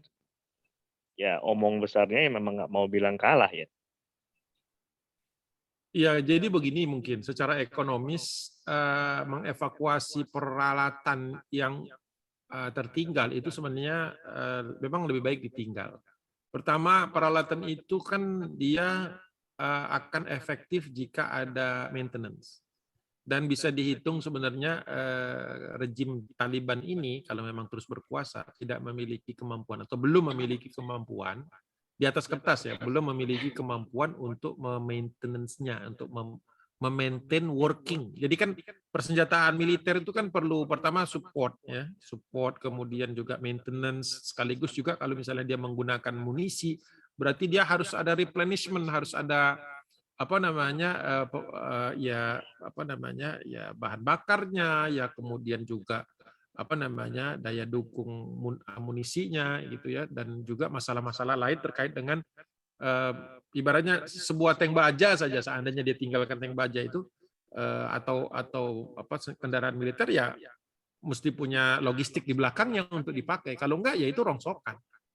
Jadi paling ya senjata-senjata ringan ya yang bisa dipakai dan bisa dibeli apa namanya amunisinya di pasar gelap ya. Itu.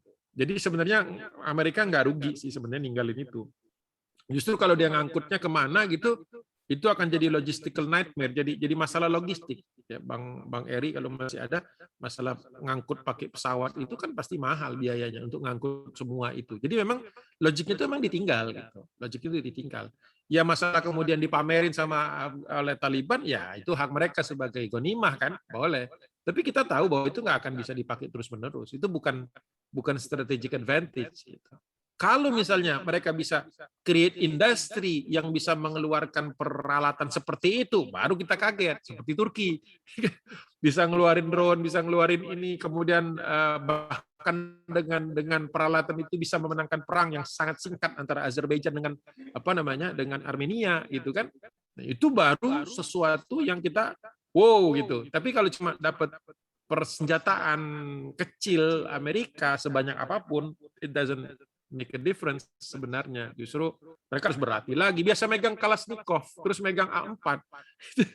Itu latihannya aja beda gitu. Jadi nggak sama gitu. Saya nggak yakin itu, ya walaupun bukan berarti saya mengecilkan pejuang-pejuang Taliban, itu mereka harus latihan lagi, membidik, kemudian karena memang beda gitu barang itu. Jadi ya bukan isu menurut saya masalah itu.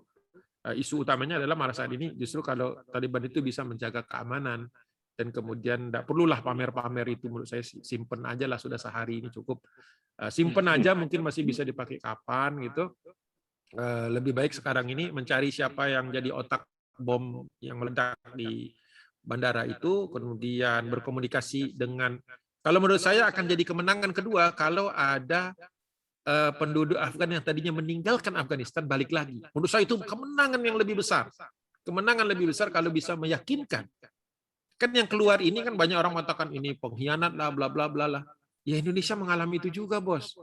Tahun 49 waktu Belanda mengakui Indonesia, walaupun mengakuinya di Republik Indonesia Serikat, yang kabur ke Belanda kan banyak.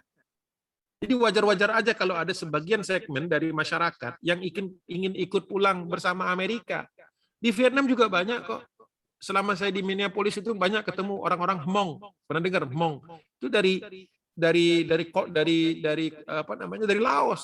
Mereka selama ini mendukung pasukan Amerika ketika nyerang Vietnam Utara lewat negeri mereka. Itu waktu mereka hengkang dari Hanoi, mau ikut pergi juga. Banyak seperti itu tuh biasa. Gak ada masalah. Yang luar biasa itu adalah ketika mereka pulang. Nah, kalau menurut saya menjadi kemenangan PR, ya public relation yang bagus, kalau Taliban itu bisa meng-create suatu ekonomi yang menarik, sehingga orang-orang yang kabur ini balik. Jangan dicerca mereka. Jangan dicerca sebagai pengkhianat dan sebagainya. Apalagi kalau sampai dipersekusi, rugi.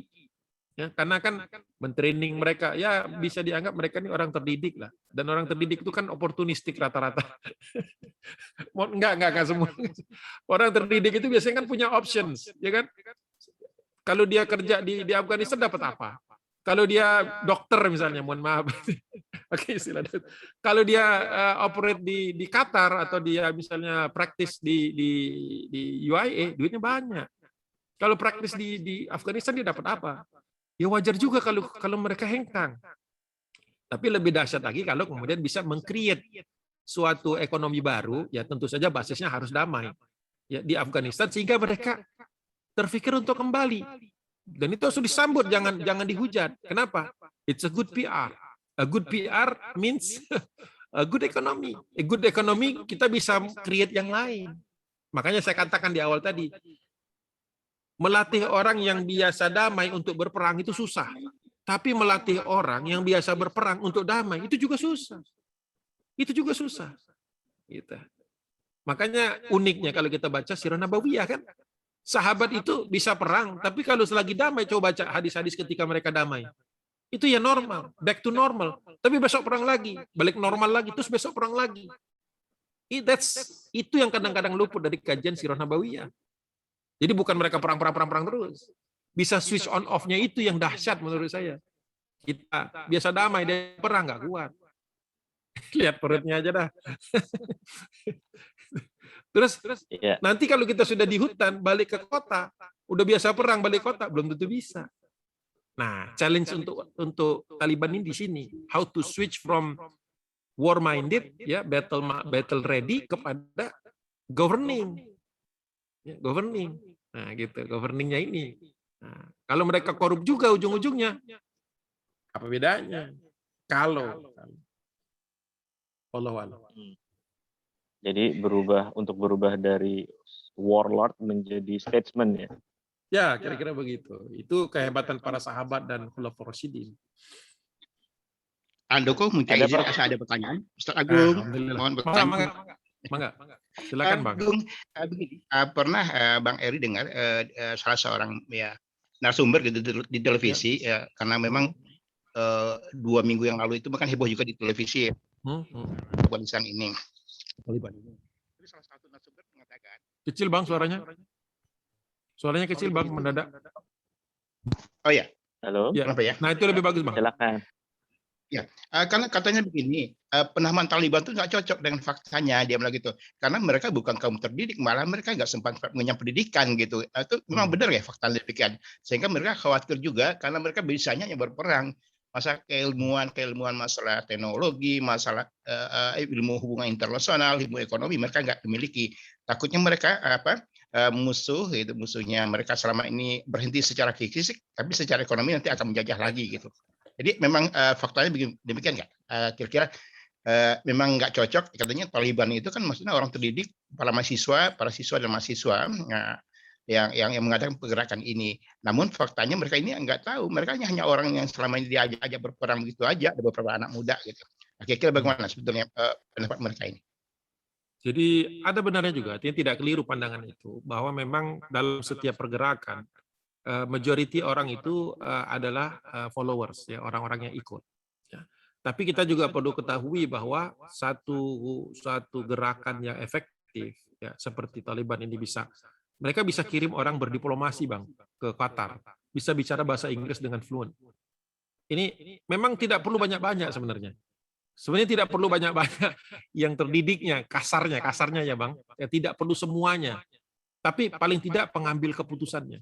Orang-orang strategis. Karena orang di bawah yang katakanlah sebagian adalah yang tidak terdidik, kata mungkin cuma setahun 2 tahun gitu ya, pendidikan tapi terus langsung terjun kepada medan perang. Ini mereka tunduk. Yang penting di situ ada ketaatan. Makanya kan ada kaidah kan kalau ada pemimpin, tidak ada pemimpin kecuali ada ketaatan. Nah, itu masih kuat di Taliban. Jadi kalau menurut saya masih punya optimisme. Memang betul tidak semuanya itu terpelajar ya. Ya, katakanlah perang 1945 juga kan yang nggak semuanya tentara pelajar kan, nggak semuanya TP kan, ada laskar, ada yang orang umum gitu ya, pokoknya angkat batu beruncing gitu, memang ada. Tapi yang penting masih punya leadership-nya yang bagus gitu loh. Ada Jenderal Sudirman gitu ya, ada Abdul Haris Nasution gitu, ada inilah, ada pemikirnya, ada komandan yang pemikir juga. Nah, itu dimiliki oleh Taliban. Walaupun mungkin namanya, ya tadi saya katakan memang nggak, saya sependapat memang nggak semuanya terpelajar. Tapi itu kan sudah melekat. Mengganti sesuatu yang sudah melekat menjadi sesuatu yang lebih realistis, kadang-kadang nggak serve the purpose gitu, justru nggak mengantarkan kepada kebaikan. Saya khawatirnya begitu. Jadi nggak perlu dirubah, nggak masalah. Toh nanti suatu saat bisa jadi memang ini akan menjadi sebuah sejarah buat mereka. Ya. Dan suatu saat kan banyak juga tuh ketika Indonesia sudah merdeka kan banyak yang tadinya nggak belajar jadinya balik gitu ya, belajar lagi gitu ya, yang tadinya santri kan setelah Indonesia diakui kemerdekaannya kan kembali lagi jadi santri, menyelesaikan pendidikannya kan, kakek saya juga sekolah lagi gitu kan, setelah berhenti ikut perang revolusi gitu. Jadi it's okay gitu, nggak apa-apa. Menurut saya nggak perlu ditabrakkan antara realita dengan nama, nggak masalah menurut saya. Iya, iya. Oke, siap. Ada Syukran, pertanyaan makasih. dari Ya, chat. sama-sama, Mang. Di tengah lemahnya kekuatan negeri Islam, apakah Taliban ini dapat merupakan jalan kebangkitan dan persatuan umat Islam ini? Ini ceritanya dunia gitu ya. Apakah ini istilahnya jalan janji Tuhan untuk memenangkan Islam? Oke. Ya, menurut saya itu a valid question, suatu pertanyaan yang masuk akal juga. Dan sebagai negara-negara Muslim kan kita senang sebenarnya. Jadi gini, mengamati dunia Islam ini kalau bisa ya jangan dengan perasaan suuzon gitu. Tapi bukan berarti yang nanya dari suuzon. Jadi kita ini pada umumnya jangan suuzon. Kita harus melihat dulu, kasih kesempatan lah itu mereka membuktikan. Mereka juga tidak mungkin perfect gitu ya, kita juga nggak perfect gitu ya. Tapi paling tidak kita kasih kesempatan. Dan kalau ternyata memang mereka bisa setelah 20 tahun, sekian puluh tahun gitu ya, katakanlah berjibaku dengan, dan mereka tentu saja learning dari kesalahan-kesalahan itu, kita kasih kesempatan lah mereka. Jadi jangan nanti ada satu kasus, terus kita semua ramai-ramai menghujat Taliban, jangan gitu. Jadi sebagaimana kok Amerika Serikat aja kita Amerika Serikat aja 20 tahun aja dikasih kesempatan nggak beres-beres gitu ya. Masa Taliban baru 2 hari sudah kita judge gitu kan.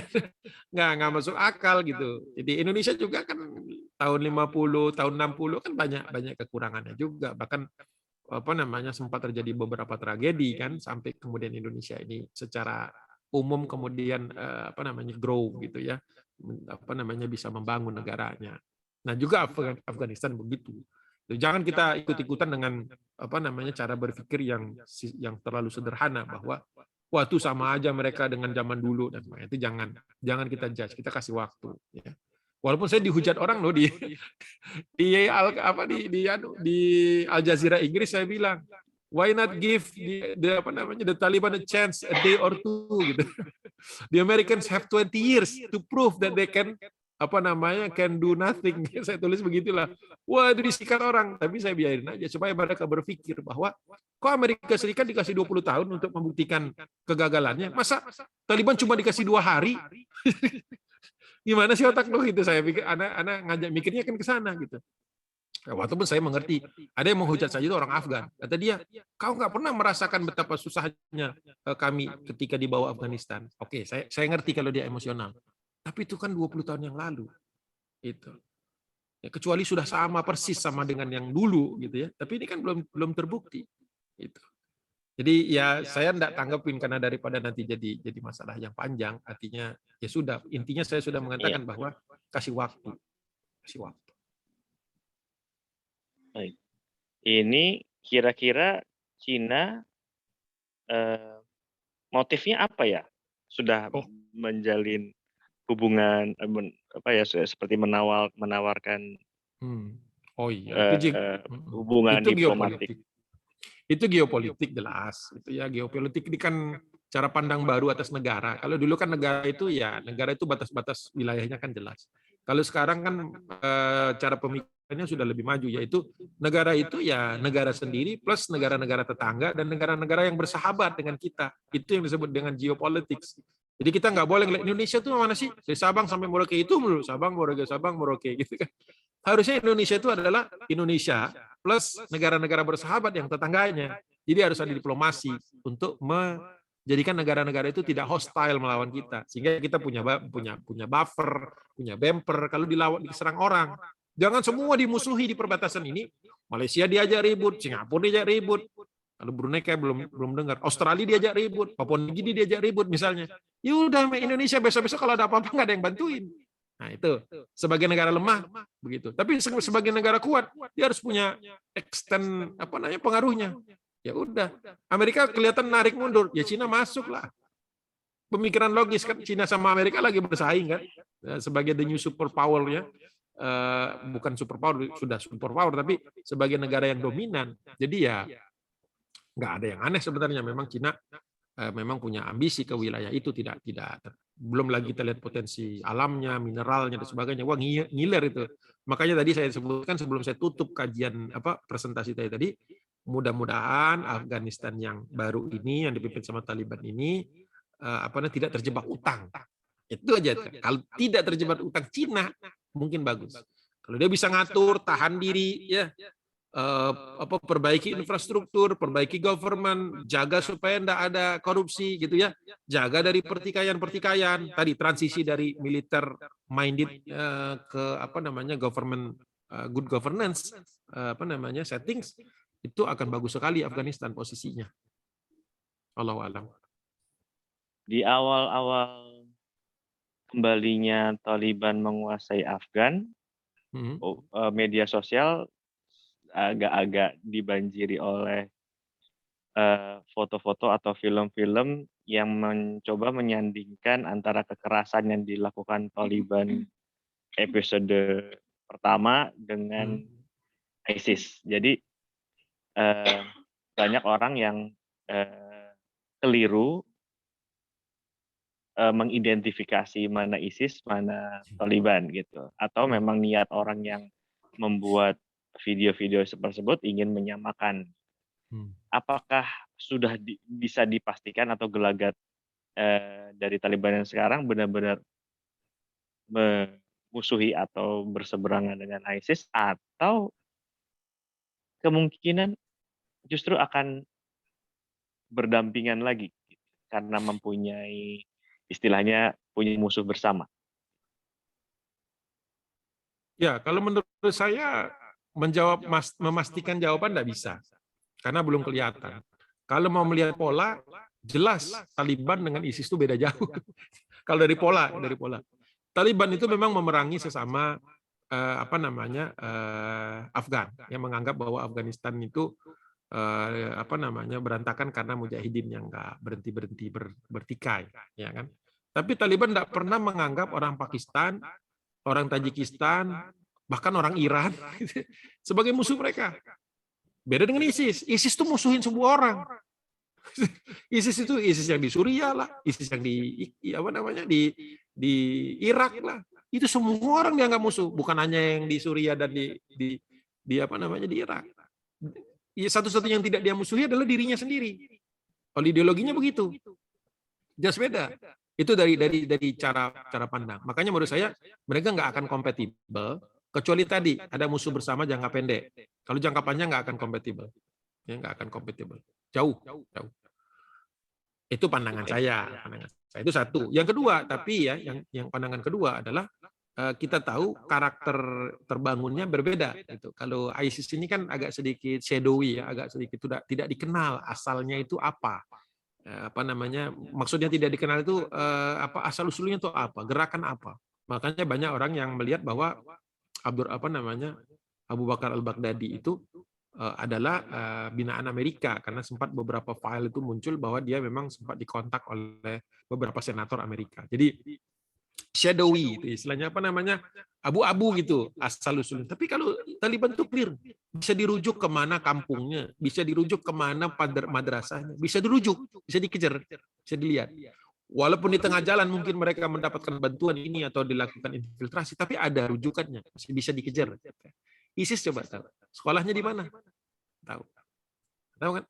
Ulamanya yang betul-betul punya kapabilitas sekolah di fakultas syariah mana? Ada yang tahu. Jadi sederhana sebenarnya. Pemisahannya itu sebenarnya clear. Nah, terus katanya masalah penampilannya sama. Nah, ini jarang ngelihat gambar sebelah-sebelahan. Kalau ada gambar sebelah-sebelahan sebenarnya sederhana. Dari segi benderanya aja udah beda loh. Benderanya beda. Enggak pernah ISIS itu menggunakan kalimat la ilaha illallah Muhammadur Rasulullah. Tapi selalu menggunakan bendera Allah Rasul. Ya. Dan ISIS, ada tulisan ISIS atau singkatan dari mereka. Itu satu. Dari pakaian orang-orang Taliban itu rata-rata putih-putih. Ya, kalau yang di perang, atau kalau lagi di lapangan tidak dalam kondisi perang, mereka menggunakan pakaian kesukuan. Setiap suku punya brandingnya, beda-beda. Cara mereka membelitkan sorban, cara mereka menggunakan pakaian, sampai cara mereka menggunakan vest. PES itu adalah yang tempat mereka masang peluru-peluru itu loh, backup senapan. Beda. Coba lihat ISIS. ISIS itu nggak ada identitas. Mereka semuanya pakai pakaian yang sama. Gitu. Nah, itu juga mencerminkan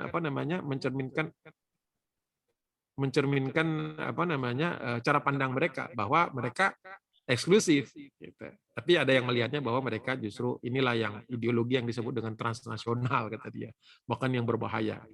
Jadi dalam banyak hal ISIS dengan dengan Taliban itu punya perbedaan yang mendasar dari segi ideologi, dari segi cara mereka berperang, sekalipun dari 2001. Apalagi 2021 ini kita masih harus wait and see tentunya ya, nggak semuanya bisa saya buktikan saat ini juga, dan tidak ada orang yang bisa membuktikannya saat ini juga. Butuh waktu mungkin sebulan, 2 bulan, atau 3 bulan, atau setahun untuk melihat. Oh begitu. Baik, baik. Ada pertanyaan dari audiens yang lain? Silakan. Saya undang pertanyaan mungkin dari akhwatnya.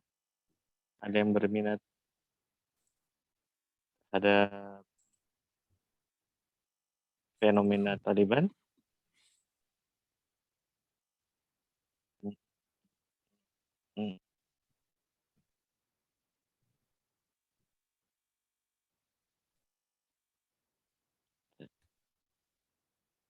Sepertinya tidak ada lagi. Oh, Ji, masih ada pertanyaan, Ji?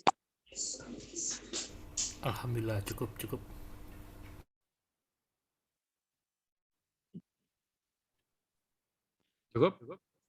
Kalau Taliban yang versi terakhir ini, apakah masih tetap belum tentu terakhir loh.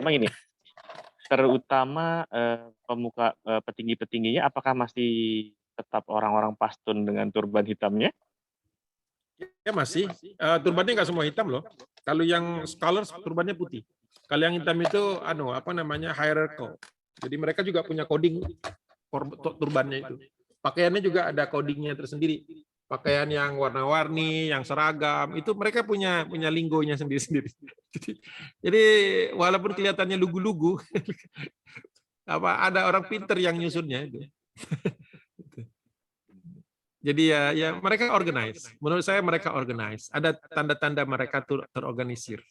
Walaupun sebagian sengaja agak blur kan, memang itu juga mungkin ada dinas intelijennya pastinya ya. Jadi sebagian dia blurkan supaya orang bingung untuk mengamatinya. Tapi kalau pengamat nggak akan miss itu.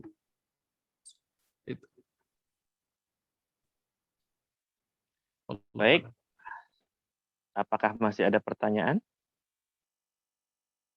Going one. Udah kayak dilelang. Dilelang. Iya. Ya, menarik sekali soalnya fenomena yang antara menyegarkan sekaligus mengkhawatirkan gitu. Taliban yang sekarang, apalagi orang-orang yang pernah mengalami atau mengetahui cerita perang saudara, terutama yang ketika Taliban berkuasa itu kan agak-agak traumatik ya. Ya wajar kalau makanya saya itu tidak mengambil hati ketika saya dihujat oleh orang-orang Afgan atas posting saya itu, karena saya tahu sebagian mereka pernah mengalami masa-masa buruk gitu ya. Jadi mereka sebenarnya seperti traumatik pasti gitu. Jadi tapi kan kita juga perlu mengetahui bahwa orang berubah, mereka juga berubah gitu kan. Ya sedikit banyak ini kan agak dilematis. Kalau mereka senang Taliban, nggak ada alasan untuk senang pada Taliban karena memorinya buruk. Tapi kalau dia nggak senang Taliban, berarti dia senang sama Amerika. Itu sendiri sebenarnya secara nationality itu sudah bermasalah. Tapi ya wajar negara lagi kacau balau seperti itu, memang nggak ada nasionalisme yang perlu dibangun, yang terbangun. Ya, kalau Soekarno-Hatta kan dulu sempat mengatakan, wah kita harus punya nation building. Orang harus bangga dengan Indonesia. Wajar dia ngomong tahun 50-an, karena masih banyak yang memihak Belanda. Jadi kalau sekarang ini ya wajar kalau kita harus ngomong ya agak skeptis kepada segala hal, karena ya orang masih traumatik dengan Taliban yang dulu. Mereka nggak. Kalau kita bisa wait and see jauh dari Indonesia. Enak banget lu ngomong begitu. Lu jauh kalau ternyata mereka sama dengan 2001, lu tenang-tenang aja di negerimu. Coba kami yang di sana. Kan ngomongnya kan begitu. Ya saya ngerti itu, enggak usah dibantah itu. Kita pun akan ngomong begitu kalau itu terjadi di negara kita. Ya kan? Kita bisa ngomong begitu dengan santainya, kadang kita ngamatin dari jauh itu loh. I feel bad sama kadang-kadang untuk ngomong itu, tetapi ya semua negara pasti harus melalui itu. Itu beratnya tuh di situ. Kita ngamatin dari jauh enak nih. Entar lagi tidur misalnya gitu kan. Mimpi enak, indah besok ini. Gitu. Ya, mereka nggak ada itu. Mereka tidur di amparan di bandara itu kan masih ada yang ngelepak begitu. Buat mereka ini luxury nih bisa ngobrol begini. Itu. Jadi kita perlu empati kepada mereka juga. Satu pertanyaan terakhir ada dari di chat ini, apakah kemunculan Taliban ini seperti Imam Mahdi gitu kan? Tapi ceritanya benderanya udah beda ya, Ustaz. An-Royati Suud ini benderanya putih. Nggak apa-apa, kalau menurut saya memang wajar juga sih ada yang nanya begitu ya. Tapi kan memang kita akan melihat tanda-tandanya kan belum mengarah kepada itu gitu ya. Kalau orang mengatakan ini bendera dari timur itu kan hadis-hadis tentang bendera dari timur, bendera hitam ini kan memang derajat kesohihannya banyak dipertanyakan para ulama. Sampai termasuk juga ini timur nih apakah Khurasan apa timur Indonesia gitu. Indonesia kan lebih timur kalau patokannya Mekah gitu kan. Ya jadi jadi ya menurut saya just wait and see gitu. Karena kalau saya melihat masih jauh, tetapi ya I can always be wrong gitu ya, nggak masalah kita. Ini bukan masalah harus benar gitu, tapi ya kita lihat dulu perkembangannya gitu, tanda-tandanya seperti apa. Jadi menurut saya isu kita yang utama menurut saya sekarang good governance dulu. Kalau mereka bisa melakukan itu, bisa memberikan ketenangan kepada masyarakat, jaminan keselamatan dan jaminan hukum, it's more, I cannot ask more than that. Ya. Saya udah seneng banget kalau misalnya ada kejelasan hukum. Di negara yang nggak gitu aja hukum nggak jelas. Apalagi di negara seperti itu gitu. Penting sekali ada kepastian hukum, orang bisa ngambil ATM. Kan kemarin banyak yang demo kan di bank itu ada 3 bank yang dibuka di Kabul. Semuanya orang hanya boleh ngambil $200 maksimum. $200 itu berapa sih? 2 jutaan lah katakanlah. Bisa ya orang lagi chaos kayak gitu kan ngambilnya lebih dari 2 juta. Jadi orang masih belum yakin nih Taliban ini bisa create ini nggak, paling nggak di Kabul aja dulu lah, nggak usah mikir yang lain-lain dah, Kabul aja, satu kota itu aja, asal Kabul udah bener aja itu kan yang akan diliput sama wartawan kan Kabul ya, beresin, nggak ada lagi orang demo, nggak ada lagi orang umpul-umpulan di bandara gitu kan, nggak ada ketakutan, restoran buka, bisnis buka, ini aja deh, ini aja. Nggak usah yang jauh-jauh dulu. Orang bisa ngopi, bisa ngobrol, bisa ketawa. Shoot banyak-banyak tuh orang ketawa di Kabul. Post bagus banget. Bagus banget. Jadi mereka mengawali episode yang ini dengan terbacanya intensi atau niat yang cukup baik ya. Dan mereka berhak untuk mendapat istilahnya kesempatan untuk membuktikan dirinya. Ya, kata kita ya, kata kita. Bukan kata orang Afgan, kata kita. Baik, kita cukupi perjumpaan menarik kita malam ini. Ustaz,